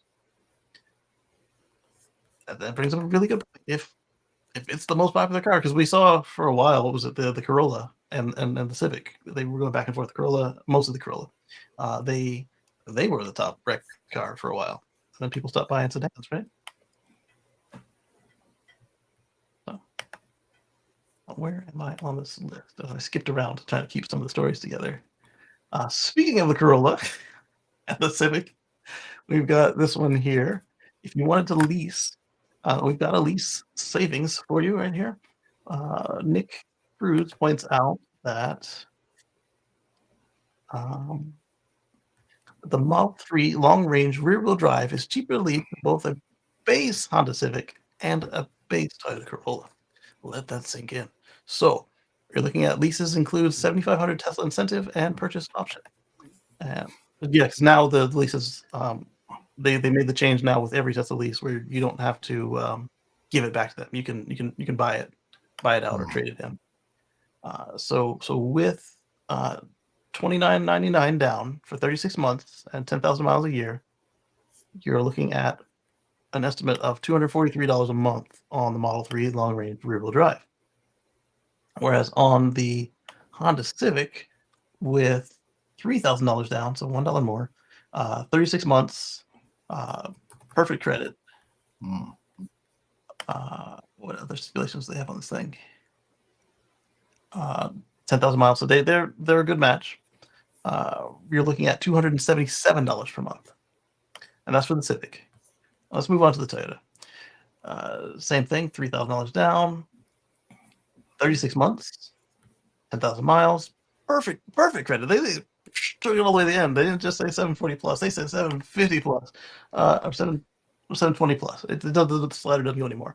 The reason they're specifying the perfect credit is that will get you a lower lease rate monthly factor, and so they're just making sure that this is as fair as it can possibly be. So with what we used to call it when I sold cars, we called it Jesus Walk on Credit, Jesus Walk on Water credit, and with that, you get a $288 a month on the Corolla. So we were talking about what would our favorite cars be for the best cars for us, etc. For less than $300 a month on a lease, would you go for a Corolla base, a Civic base, or would you go for a mid-model? And it's not even really a mid-model, upper mid-model Model 3 for less money. Like talking almost 300, pushing 300, and then less than half. Less than well, not less than half, but under the 50 mark. So 243 on Civic. That's on Civic on the Model 3. So then you add your insurance and stuff on top of that, and I think that you'd be better off and you'd be more enjoyable, assuming that you didn't need, back to back long range, no stop fill ups, like you're a traveling salesman or something like that. But even a traveling salesman, this still should work. The Model 3 charges wicked fast with the long range. And then, of course, Nick gives his referral code. You can use mine. Since you didn't put his right under there. You indulge in the privilege of paying a premium for a Honda or Toyota, only to spend 6 hours at the dealership sipping on cold coffee, engaging with 2 to 3 different salespeople, and witnessing the manager's escalating frustration as you turn down the extravagant $1,700 and $1,700 5-year oil change package. And that might be a 5-year oil package on lease, but yeah, I would see them offering that. And then after signing what feels like an endless stack of paperwork, you're treated to another dramatic scene as you politely decline the $3,000 detailing package offered at an irresistible rate of just $80 a month, plus fees, of course. That's it. Or you can go on your phone, doot, doot, doot, done, and then wait for it to show up, doot, doot, doot, and leave. I love the experience. So this guy says, no, not really. So yes, really, you're not comparing the same thing, dude. You get 39 months instead of 36 months. 299 is saying that's good. You get 219 a month, then the Corolla LE. The other thing you need to look at is where this is. I'm assuming this guy picked them all from his location. Does it say? It doesn't say, but especially with Toyota, you've got all these different regional versions of Toyota in the U.S. and they're not all the same. They're not. And we don't know if this particular Corolla LE is. It might still be base, but is it the 5-speed, 4-speed, whatever the manual? Because I know that Toyota was still using for the longest time, too few of years. But if that's the manual versus the automatic, that could still give you a fuel a savings on the lease. All right, so we talked about the Tesla Roddy. We talked about the Argonne National Laboratory and Redwood. Let's bring it back to solar again. We've got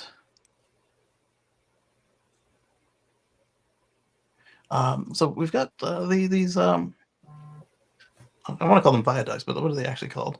Arizona is building the first solar canal in the U.S. Solar covered canals will generate renewable energy in historically dry areas. So, when I hear canal, I think stuff that you ride boats through, but it also works for like a viaduct. And so what this will do is it'll help reduce the evaporation of their water in this desert climate. It'll help keep the temperature down on the water. It'll help keep contaminants out because now it's got a cover. It's already space you were using, so now you're double using it. I think this is a great idea. What they say it was at again? Arizona. Okay. They did test those panels in a very humid environment, didn't they? Yeah. I asked because solar panels are usually deployed in a desert. No, they often are in a desert, but I wouldn't say usually. That's a leap. Now, if only we had a crisis.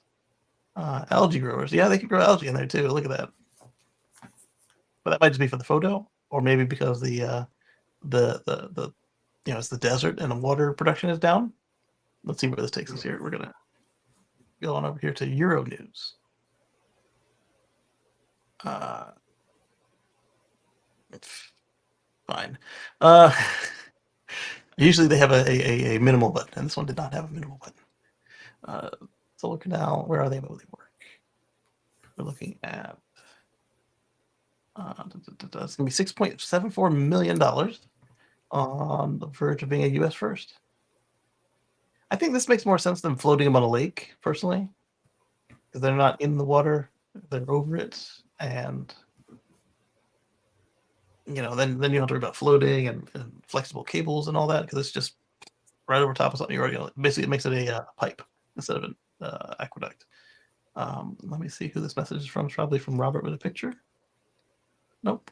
It's from Elon's alien slime pet. She is taking the dog out, so we'll be back with the internet connection while outside. Okay. That's very cool. Good puppies. And let's go back to what you guys are seeing. I think this is good because anytime you can use solar where you've already used the land, I think it makes sense. It's a good thing. It means less waste. And then we had a story that was like, oh man, this story was back and forth over the week. It was so developing.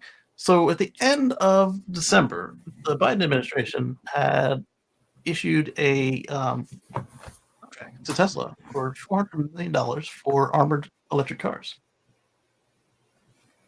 And then it was discovered. So the Trump administration didn't cancel it immediately. So people assumed that that he did it for Elon. He just didn't cancel it. And then they had a edit during the week where let's just go through that happened. So the State Department's most recent procurement forecast updated in December names Tesla as the recipient of the largest projected contract. The anticipated award date is September 30th of 2025 with a 5-year contract length. And then he had a link to the place, which came down and then came back up differently. We'll talk about that later. go down line 22 to view Tesla, and so it said Tesla $400 million, and it was about this procurement for armored vehicles, and everybody showed a picture of the Cybertruck, but a couple people told me that the Cybertruck was actually too heavy for the contract. So I don't know what other armored vehicle they were going to use, unless we were talking about perhaps the Cybertruck rear-wheel drive. When that one becomes available, it'll weigh a couple hundred pounds less because it'll have only one motor and possibly a smaller battery. And as we saw in the code to the app, possibly less features like not having an automated tonneau cover, possibly, or the rear out, allegedly. But the cool thing I liked about everybody showing the Cybertruck on it is I was wondering if, since it's already resistant to small arms fire in the doors, perhaps all of the sheet metal could be replaced with thicker sheet metal to have an armored vehicle that that didn't like compromise the interior space like all these current armored vehicles. You'll see them like rip out the door cards and then replace them with new door skins, basically, that on the outside, but on the all the inside stuff will be taken up with bulletproof stuff, and then they'll make this like gross interior door cover so that you can have armrest still and that sort of thing. And I was thinking if you just had thicker steel on the outside, it would not look that much different than non-armored version if they weren't side by side. And then you could just focus on replacing the armor glass with bulletproof glass. And that would be the only intrusion you'd have right there. Is you'd have these windows that don't roll down very well. And I mean, it would get expensive on the windshield, but bulletproof glass, or bulletproof films at least, or bullet-resistant films, bullet-resistant glass. Can't call it bulletproof, just like you can't call it waterproof. Well, you know, it's one company, if I'm not mistaken, I seen when my guys was out in SEMA, it was a company that makes actual bulletproof one, you know, I think it's like 40 grand alone just for the windows. Just for the windows, I think is the one that you're talking about does the current ones for all the celebrities and stuff. So they've actually done a few bulletproof, bullet-resistant Cybertrucks. But I'm wondering, like, if they came from Tesla, like from the factory, if it would be cheaper and more effective than having somebody come back and rip your car apart, put it together. If it just came that way, I think that'd be kind of cool. But so then after we discovered all of that, he had a picture of the does he still have it here? Yeah, he does. He has a picture of the line before they went in and changed it. Smart Sawyer, because they went in and changed it. Let me open this in a new tab. Open in a new tab just to get it.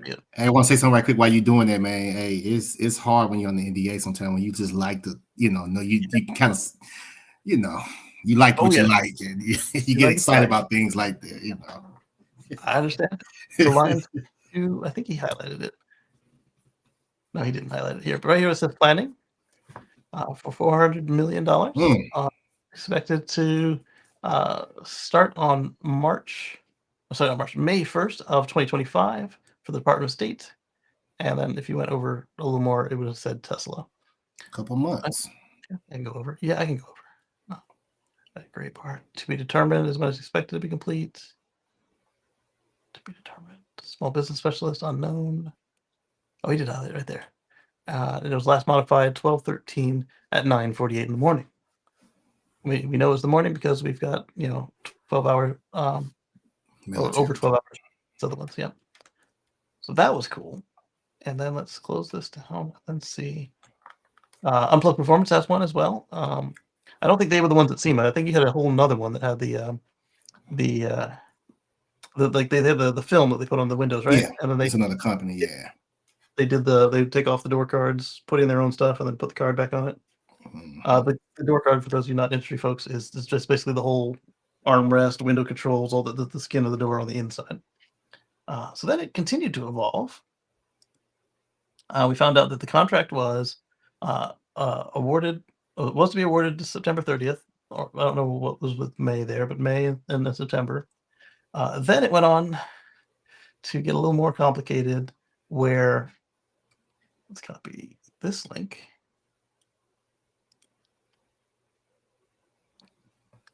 Okay, yeah, we're on the one we're looking at. And so they're reminding us that this was added to the procurement forecast on December 13th before Trump was in office. Yes, that's right. Joe Biden was still in the White House. Yes, of course.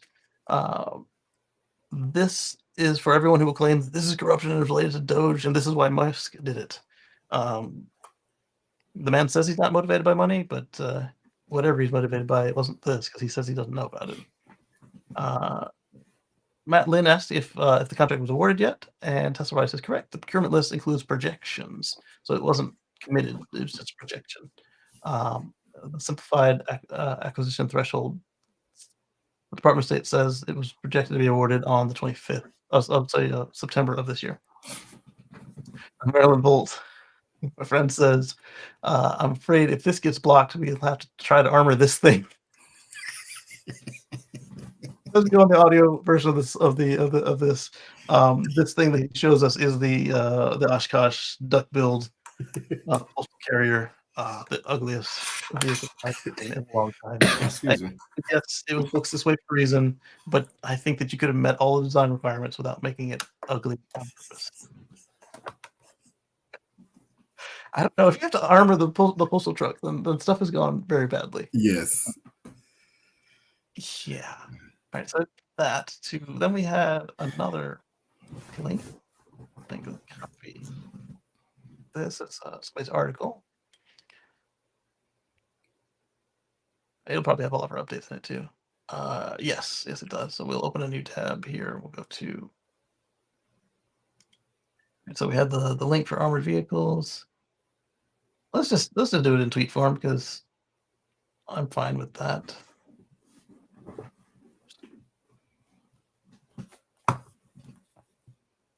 Copy link. Oh, I'm missing one. Copy link. Paste and go. Oh, we got Sharon. Sharon in the space. Hello, Sharon. All right, let's see.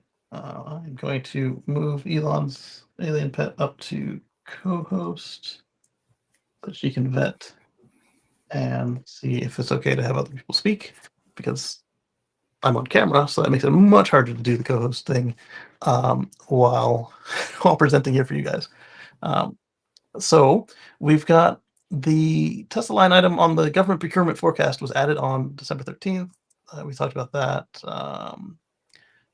Jaden says, "I want a future where the presidential Cybertruck motorcade." I agree. That looks sharp. I'll give you that.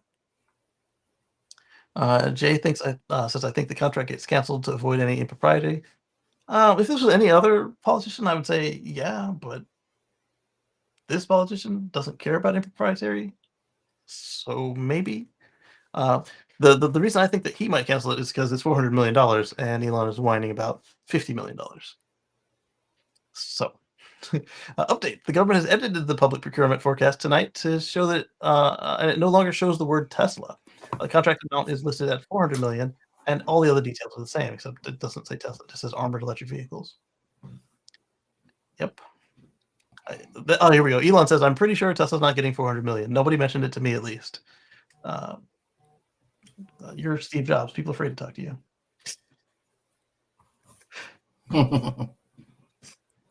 I mean, he's approachable. He's got open door, but man, I get that feeling like Steve Jobs. The story about he got mad at this guy and threw the device in the fish tank because of the bubbles, and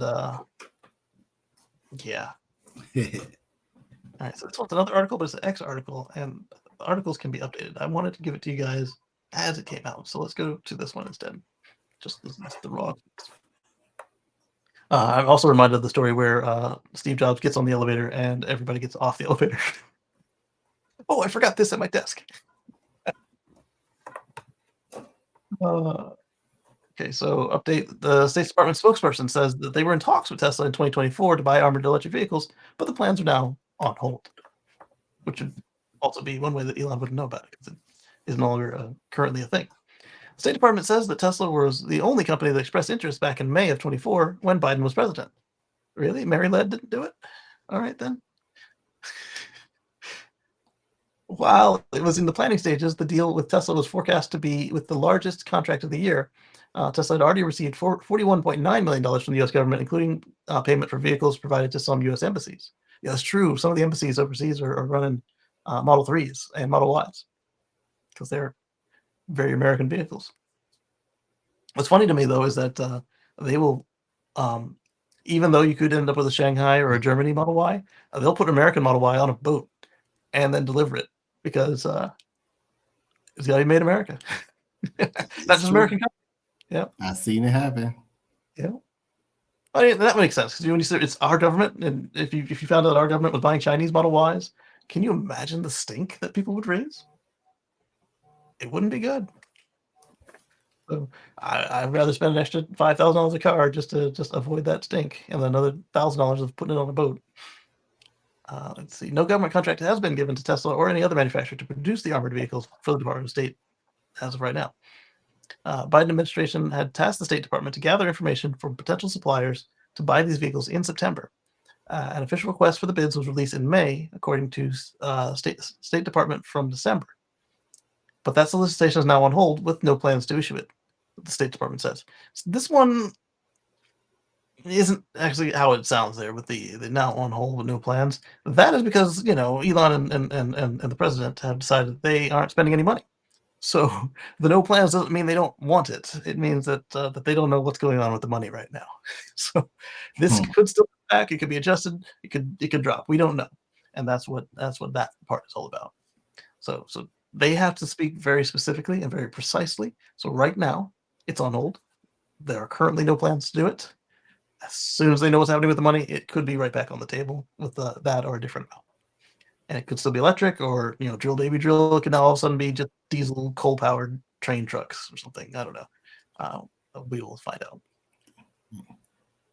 out. And then it had one more modification. How did that go? Copy link and paste. Excuse me. Yeah, okay, so this was Tesla North pointing out what the State Department said. So got their link there. Clarified to Forbes there are no current plans to proceed. They also stated that the original forecast should not have specified Tesla. No, it should not have unless they had won the award. Or if it was like if Tesla had dealers, they could also then specify, I want Tesla trucks, and then they got to figure out who can supply it to them. But Tesla doesn't have dealers, so they can't say Tesla in the name. Just like SpaceX contracts generally won't say SpaceX while they're looking for a request for bid. They'll say, we need a spacecraft that can do this, and it'll describe a Dragon or a Falcon Heavy, and then everybody will put their bids in. And if it isn't SpaceX, then somebody's got to make their existing thing work like a SpaceX rocket. All right, so we talked about how hydrogen's not going to work for transport, and then we've got this really cool thing here. I've got more in the browser, but I don't have the patience to go find them all. So we're going to kind of end the scheduled discussion on this one right here. This looks like a generator trailer, right? You see them on construction sites just thundering away. But what this is equipment highlight is going to be for Liber Liduro Power. Libo Liduro Power Port 100, portable equipment charger. You would normally see it's a generator, but it's not a generator. So you've got a forkable module or a trailer module. And you use it at job sites, at hospitals, well, not hospitals, they said small businesses. Basically, what this is going to do is if you don't have any power on site, this will be your power. And if you do have power on site, you can trickle charge this thing and use it as an energy buffer for not having stable power. Because if you're on a construction site, you might have power, but it might not be stable. And so this puts out, where did it go? You can use it to power a mobile office. It's coming up to Balma in 2025. And I think I found out that Balma was in Zurich. I think it's in Zurich. Let's see. I'll double check it. On one's not a link. Or I can highlight it. Yeah, let's highlight it. And then look up. Oh, it's a link. I can't look up a link. Of course. I'll find it elsewhere in here and then verify what I'm saying. So Liber put the device to work at the French construction firm CJ Bois in France to power a 65 K.1 bottom slewing crane on a construction site, and it has if you have access to a standard 2 kilowatt household outlet, so granny lead. The LPO was able to power 26 kilowatts, power up to 26 kilowatts of power on site for equipment the next day. So 26 kilowatt, I'm guessing, is peak, and not that they meant to put 26 kilowatt hours. Available soon for rental and commercial offerings. So right now you can buy it, but soon it'll be available in the rental fleets. And for their part, CJ Bois seems happy. And we were pleasantly surprised at how quiet it was throughout the worksite. Yeah, because all you need is fans. You don't need all that generator stuff that makes all that noise. Compared to an internal combustion engine generator, it significantly improves our working conditions. Yeah, because you can speak to each other, you can hear. Any dangers can be spotted because all it is a fan versus, just thundering, and then all of a sudden, somebody can't hear something falling or some, people stepping up towards each other or vehicles approaching, etc.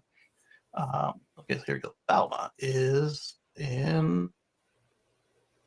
It's in the municipality of the It's a municipality in the canton of Zurich, Switzerland. All right, so Zurich, Switzerland. So it's like a part of the city. All right, that works for me. And the deliveries will soon begin soon after. The company says it can be used with a maximum efficiency to supply electricity, much like Lieber's own L507E compact electrical wheel loader. There we go. Well, the concept seems familiar because the Volvo CEPU power unit, 750 and 130 portable power stations are the same thing from a competitor. Solutions like this will help some fleets electrify sooner rather than later. Oh, that's right. So they're pointing out, they use it on a crane. It doesn't have to just power your office. It doesn't just have to recharge your stuff. You can run your devices directly off of it instead of off of a generator or directly off the mains if the mains isn't available. I wonder how much it's going to cost. That's a good question. See if any of these links to them. Lieber is the image source. Heavy equipment guide. They might not tell us. They probably use dealers, but I wonder if they give us range, even though they're using dealers. 65K1. Let's decline these. LPO 100. Got pictures of it. Tells us where it is. Power on demand. So it's a recharge using a simple 220 volt single phase socket, 16 amps at 2 kilowatts. So yeah, so I doubt that they messed up. That 26 kilowatts probably literally that was the peak load. Yep, power requirements of up to 20 kilowatts. So what's cool about this is you'll see this on some of the portable power stations where they can discharge from the battery if you ask for more than the grid can provide through the socket that you've got hooked up, which is cool. No CO2, not outside anyway. And you can call this guy to get hooked up with a dealer or sign a contract. So yeah, they're not gonna tell us anything close to how much the thing costs. It was worth a shot though. Minimize this and let's see. Robert said rental cars. Let me go back into the space. Oh, that lady's gone. So I guess Slime Pit did not approve of them, which is fine. And where she was from again, you say? Slime Pit or the other person? The other person. When you was talking earlier. She is from the Northwest, I believe. Okay. Yeah. And it was an app or what was it? I'm just curious. I'm just trying to learn all this good stuff here. On X Spaces. X Spaces. Okay. Yeah, so I'm just going to tie it in through my Bluetooth into the microphone. That way we could have for folks that don't want to be on video or they want to come in and talk about one topic and then roll off. They don't have to come on screen. Kind of I saw somebody do it. I don't know what his deal was. He was an entertainer of some sort, and he had a room with like 100 people. And I'm like, well, I wouldn't want to have to figure out if any of those 100 people can go on screen and if they'll do it correctly. But I would be happy to let them raise their hand and speak on the space. So I wanted to try it out, and it worked great. So I'll probably be doing this again. I'll probably schedule the space to work with the broadcast next week. Your first time using it or trying it? First time doing a space, and I did it in a non-standard way. I looped it in through through a video. So you have me on X. I've got a purple circle for doing a space, and then I've got the pink circle for doing the for doing the stream. So if you wanted to watch and not participate, wanted to watch and just chat, you could use that one. And it's I like it. And then we've got YouTube, Facebook, LinkedIn, Twitch, wherever they want to, wherever it's convenient for them to participate with us. So, you got anything that you want to talk about for the week? Other than this, I think I missed you when you probably talked about it. I'm sure you talked about the vandalism thing and people sending me Tesla owners be careful and things. Yep. There was a protest yesterday. Some of them had up to 10 people at a store. Basically, they're protesting Elon Musk. And my thought is, go stand outside his office in DC. Right. But see, what people fail to realize, I mean, at least I know the stuff the Tesla product that I have on, they didn't give it to me. It's my hard-earned money. Yeah.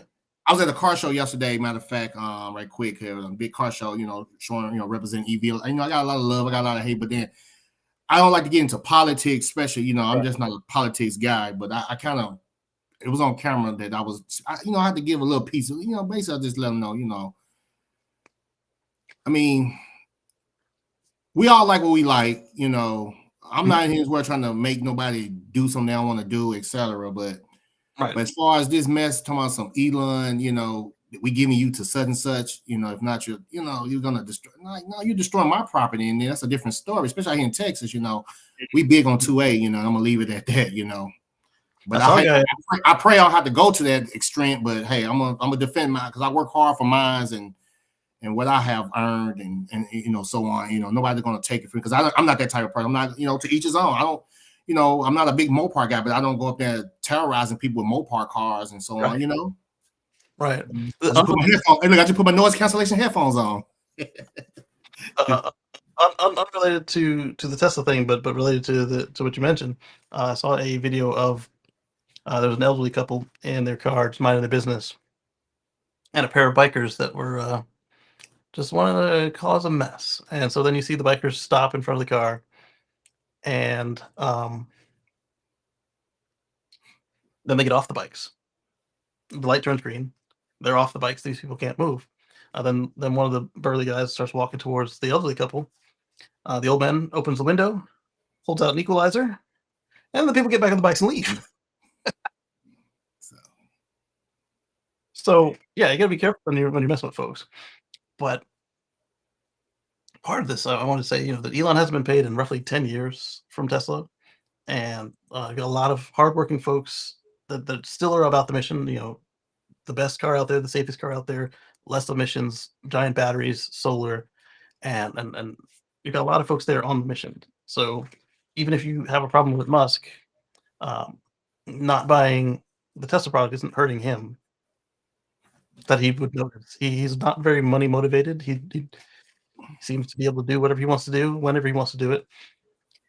And so, like I'm saying, instead of bothering the people at the store, go to DC or wherever he's going to be that week and stand outside the office and protest that. And then whatever your beef with him, tell him that. He probably won't listen to you, but at least he can hear it. He's not going to notice a couple sales less. He's not going to notice even 1,000 sales less. We've noticed that a couple people are selling their car. It's like, okay, so you're going to go into debt, selling a car earlier than you had planned to because you got a loan on it. Not everybody has a loan on it, but these people that are doing it have loans on it. So they have to sell it for a certain amount. And if it is so bad that you have to get rid of the car, selling it means that you're not really committed to the message, are you? You need to crush the car and then continue to pay on that loan. And that would show that you are committed to whatever your cause is, not just moving that problem over to somebody else. But again, he not only has he not been paid in over roughly 10 years, he's no longer the controlling owner of this thing anymore because he sold so many of his shares to buy X, or buy Twitter and turn it into X.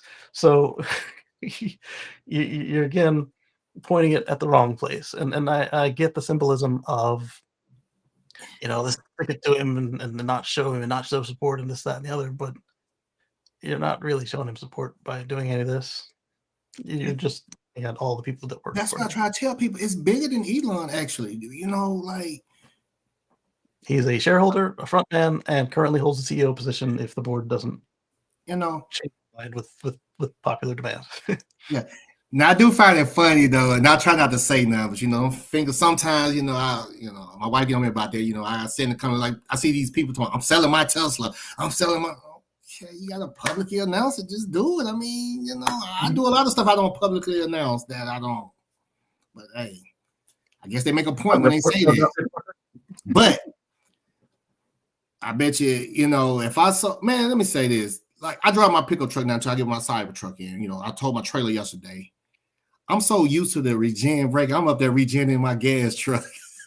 He ain't doing that though, but you know, I'm taking my foot off the gas, thinking I'm doing my thing. You know, I'm so used to it. I love one pedal driving, man. I wouldn't trade nothing in the world for it, you know. So right, and it works great on the while you're towing because even with the trailer, the one time I'm stepping on the brake is unexpected stop. Yes. Yeah, like either I misjudged it because the thing is heavier than I expect, or something has stepped out in front of us and I need to bring it down to a stop. But yeah, I want to say all the people out there, be careful. You know, you got some sicko people out here in these places, these times we in right now. You know, ain't no telling what to expect though. But like I say, you know, to each his own. I pray every day don't have to, but hey, I believe my second, 2A rights, and another product I love, just like my Tesla, is Glock. So you know, don't let that go over your head. You know, right? I'm gonna protect mine and my family. You know, for the foolishness.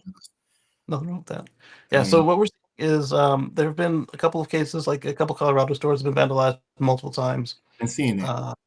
A couple others have had vandals, and then some others we call them vandalism instead of theft because they left the cables at the superchargers. They just sliced them and left versus slicing them and taking them. So that's why we think that those folks that leave them are trying to send some sort of message, either anti-EV or anti-Tesla. What they say, what my mom used to say, being vindictive or something. I think I'm using the right word, but yeah. One of them was only the Teslas, and another one was everything. So you had the Tesla, you had the Electrify America, and this was like a hub. So you had a couple of the others like EVgo or whoever else. Everybody there had their cable sliced and laid on the ground. So that one was obviously an anti-EV person. But then when you have another hub and only the Teslas are sliced and left on the ground, then somebody who thinks that they're hurting Elon by doing this. That's the point. Like they don't.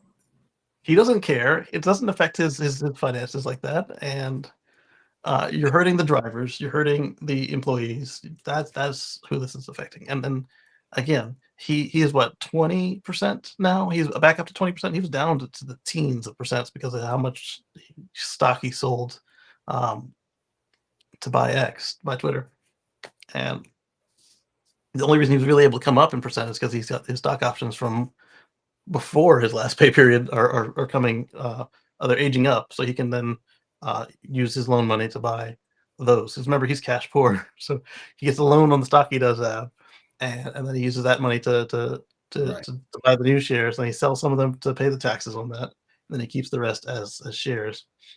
But again, he's a small portion of that. So I don't know. Does anybody in the comments have anything about that? Lee says, I love my car and I get a lot of slack from purchasing it due to the Elon's mishaps. Yeah, we see a lot of the folks now. We've got the I bought this before Elon went crazy bumper sticker or similar to that. And I bet you he's the one selling the stickers. His ego is a little big, so I don't think he would do that, even as a troll. But it would be masterful. I bought this before Elon went crazy. And he has receipts as Elon Musk directly. These things will be funny, like. I can see it. Yeah. So let's see. Elon Slimefat, are you back from walking the dog? Or you got any comments on what's going on with this boycott? I've been back. For sure. Yeah. Oh man, that's just messed up. The whole boycotting Tesla is just as it doesn't affect him. Yeah. Elon is the biggest shareholder of Tesla at individual.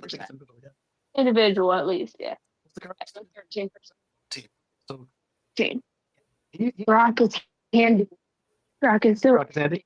But remember, Yeah. he was complaining that he didn't have his 25% for control, so he was kind of doing this blackmail thing with Tesla AI and Grok, etc. So that tells you right there that boycotting Tesla is really not affecting him if he's willing to boycott the company himself. Didn't he one time really post a while ago that when the stock price was too high and that did nothing? Like it made it go higher. He said the stock price is Like too high. he jokes around. It went down. Yeah, he's always pushing the price of the stock down. Like he really jokes around.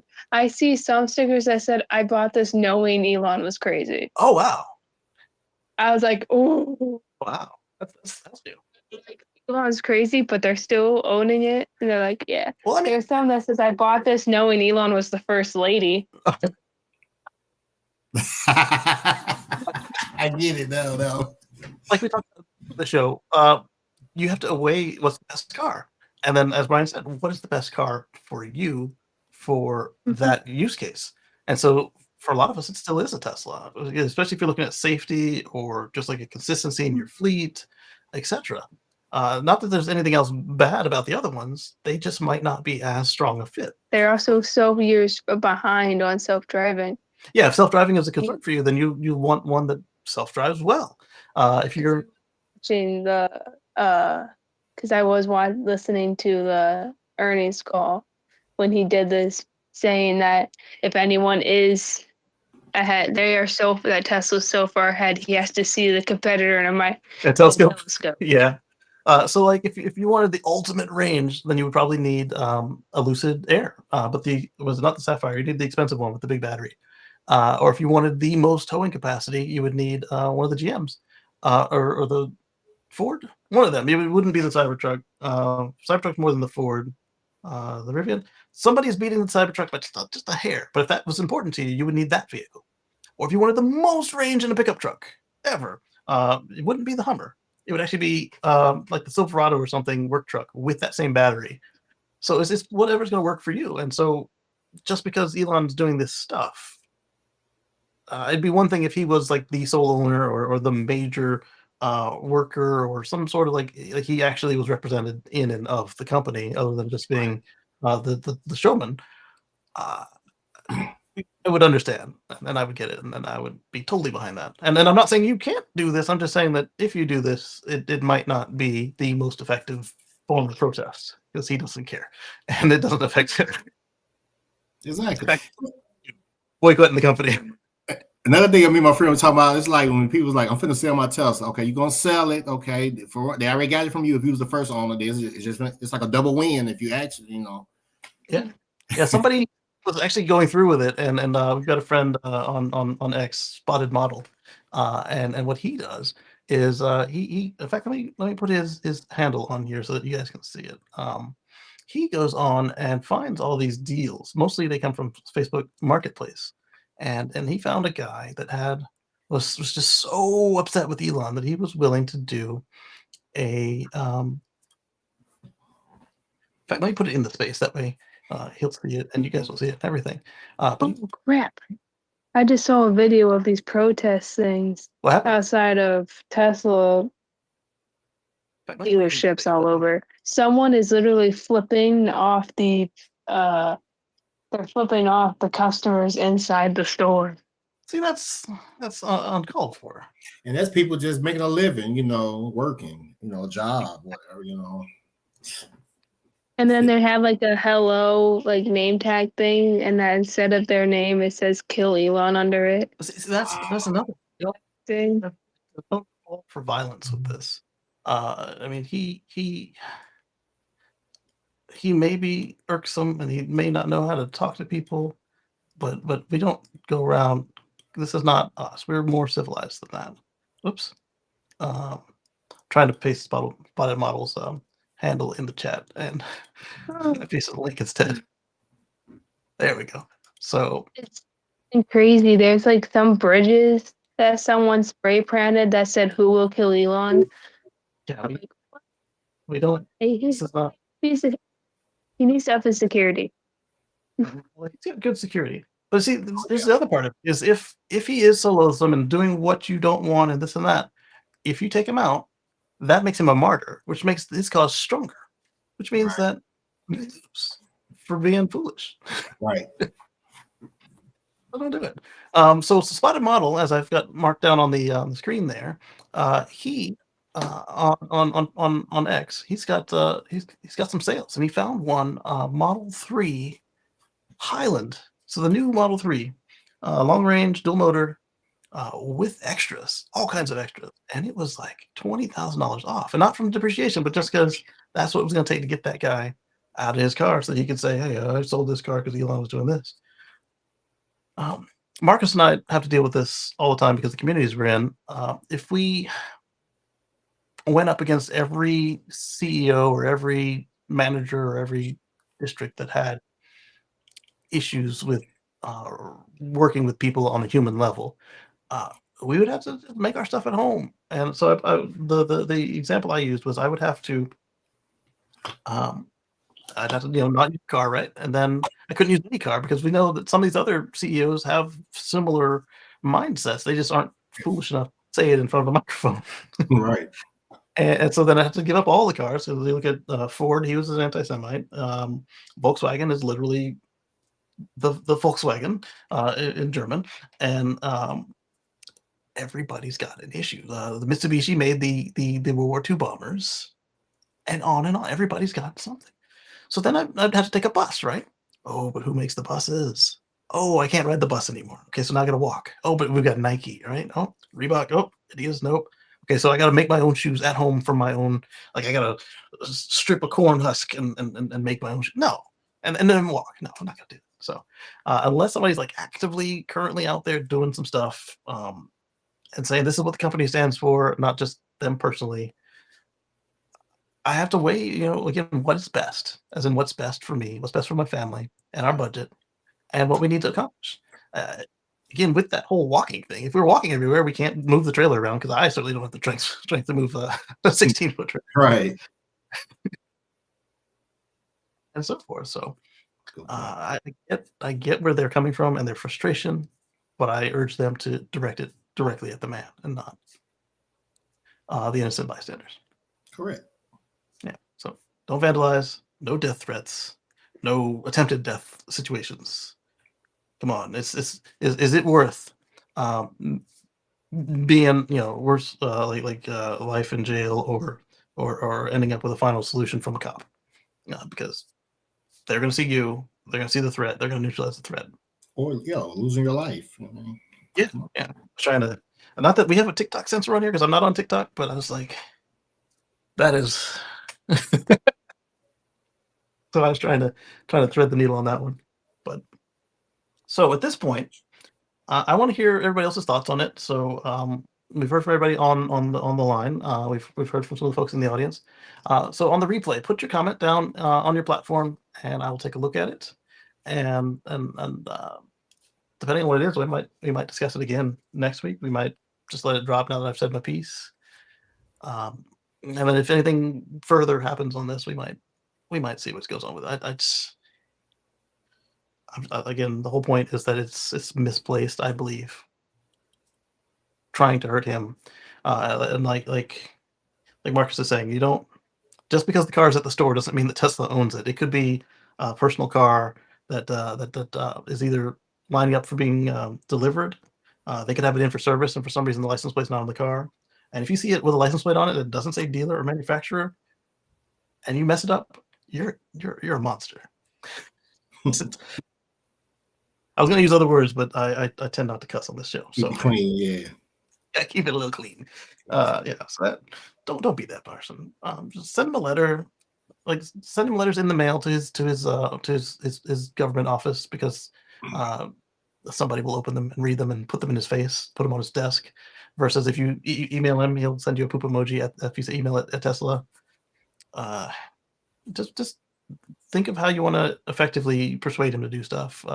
Coming at him violently, frosting at the mouth. He's going to look at you the same way that somebody does if they're accosted in the street by somebody who's unkempt and smells. They're like, oh, so he won't be listening. So craft the message in a way that he can understand and grok, and then he might be able to explain himself. and that might help right there if he was a better communicator. Um, but if he's overlooking some stuff, which he definitely is overlooking some stuff, and he says that just because this means that my plane's going to fall out of the sky, or because of that, it means the Yeah. doctor's not good. Um, those are his biases showing. So there are effective ways to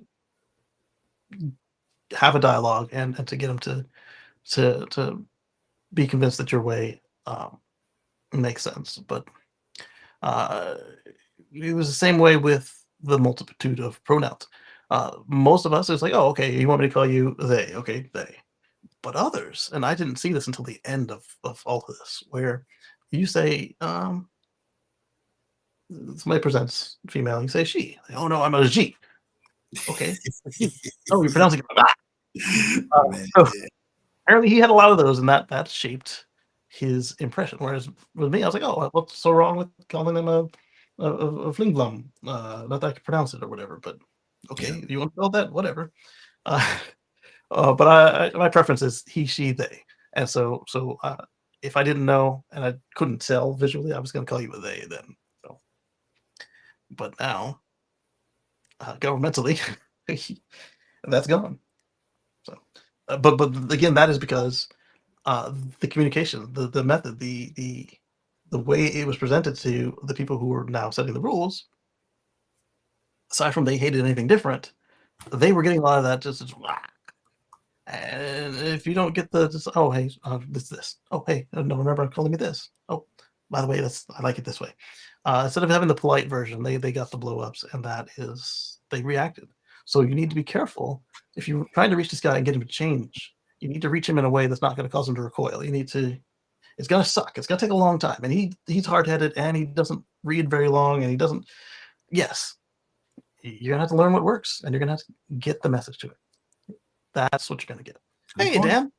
Hello, all. Damn, what's up, Dan? Good point. Yeah. Like But it that. can seem to happen. Look, we tore down the Berlin Wall. But something more specifically, he wasn't going to allow FSD transfers. We got that a couple times. What was another thing that we liked that he didn't like?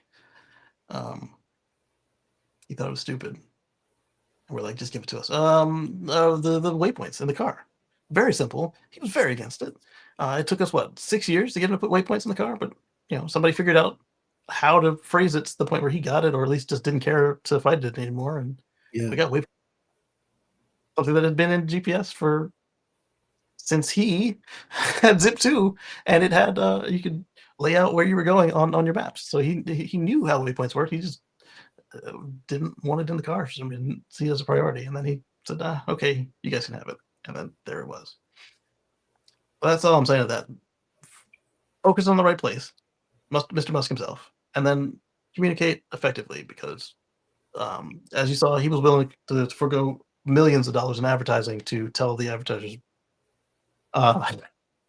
And they did. They left, and he's like, okay, well, it's just money, and so boycotting is trying. He will see it as trying to what he say? Trying to do him with money, trying to boycott it, trying to what do you call it? Not boycott it, but blackmail him with money. You trying to blackmail me with money? Huh. I'm a grump. Uh, so I'm telling you, that's just not the way to reach him. So find a way, and then maybe you can get what you're looking for. And with that, I want to thank all of our channel members for your continued monetary contributions to the show. I really appreciate it. It helps pay for the software and the streaming and all of this stuff. And it makes everything a little bit easier.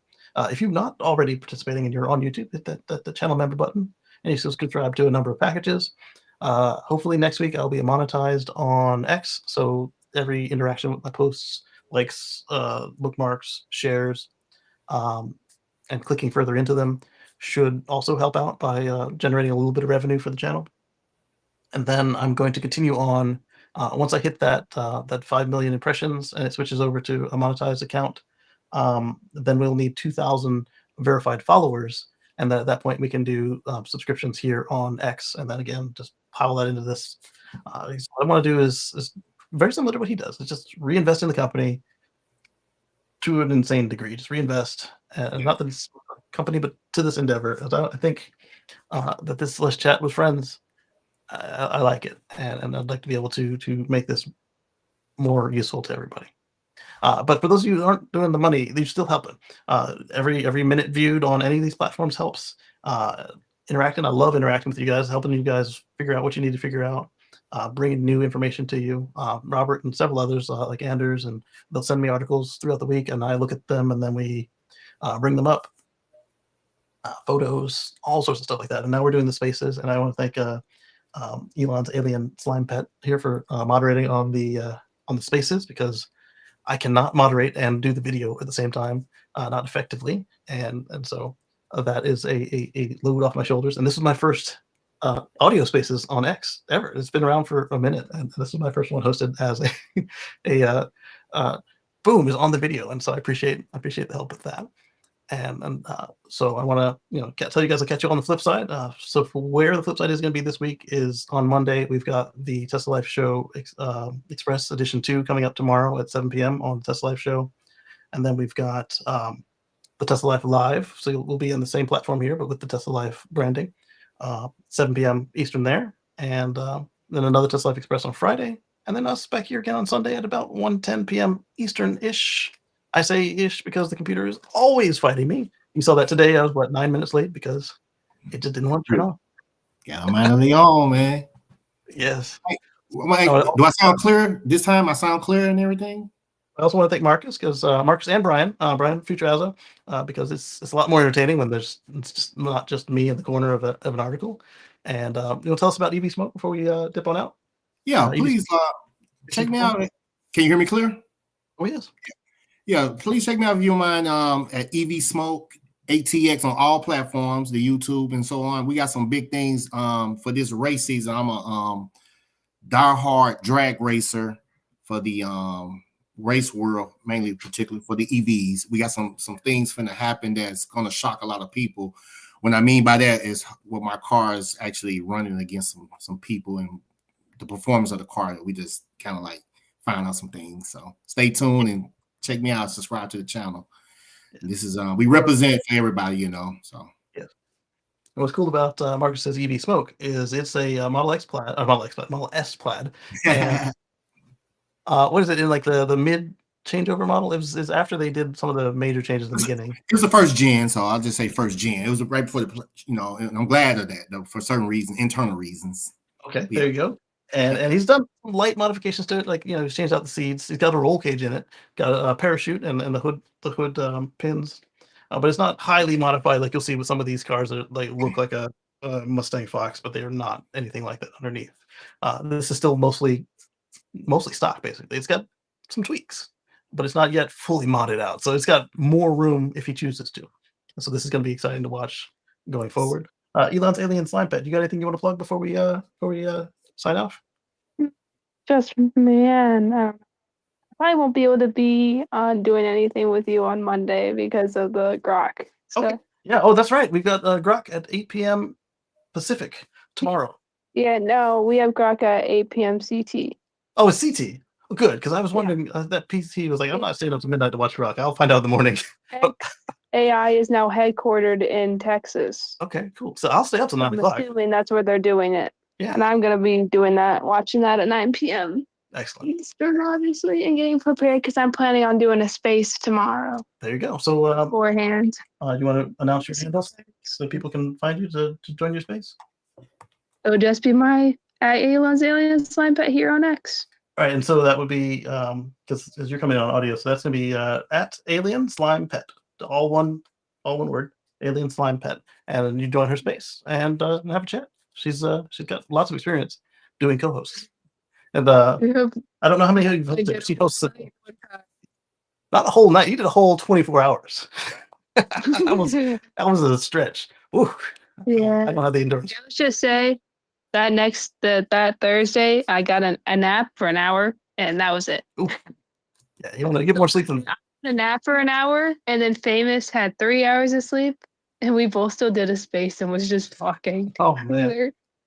All right, so thank everybody again for showing up, doing what you do, and we will catch you on the flip side.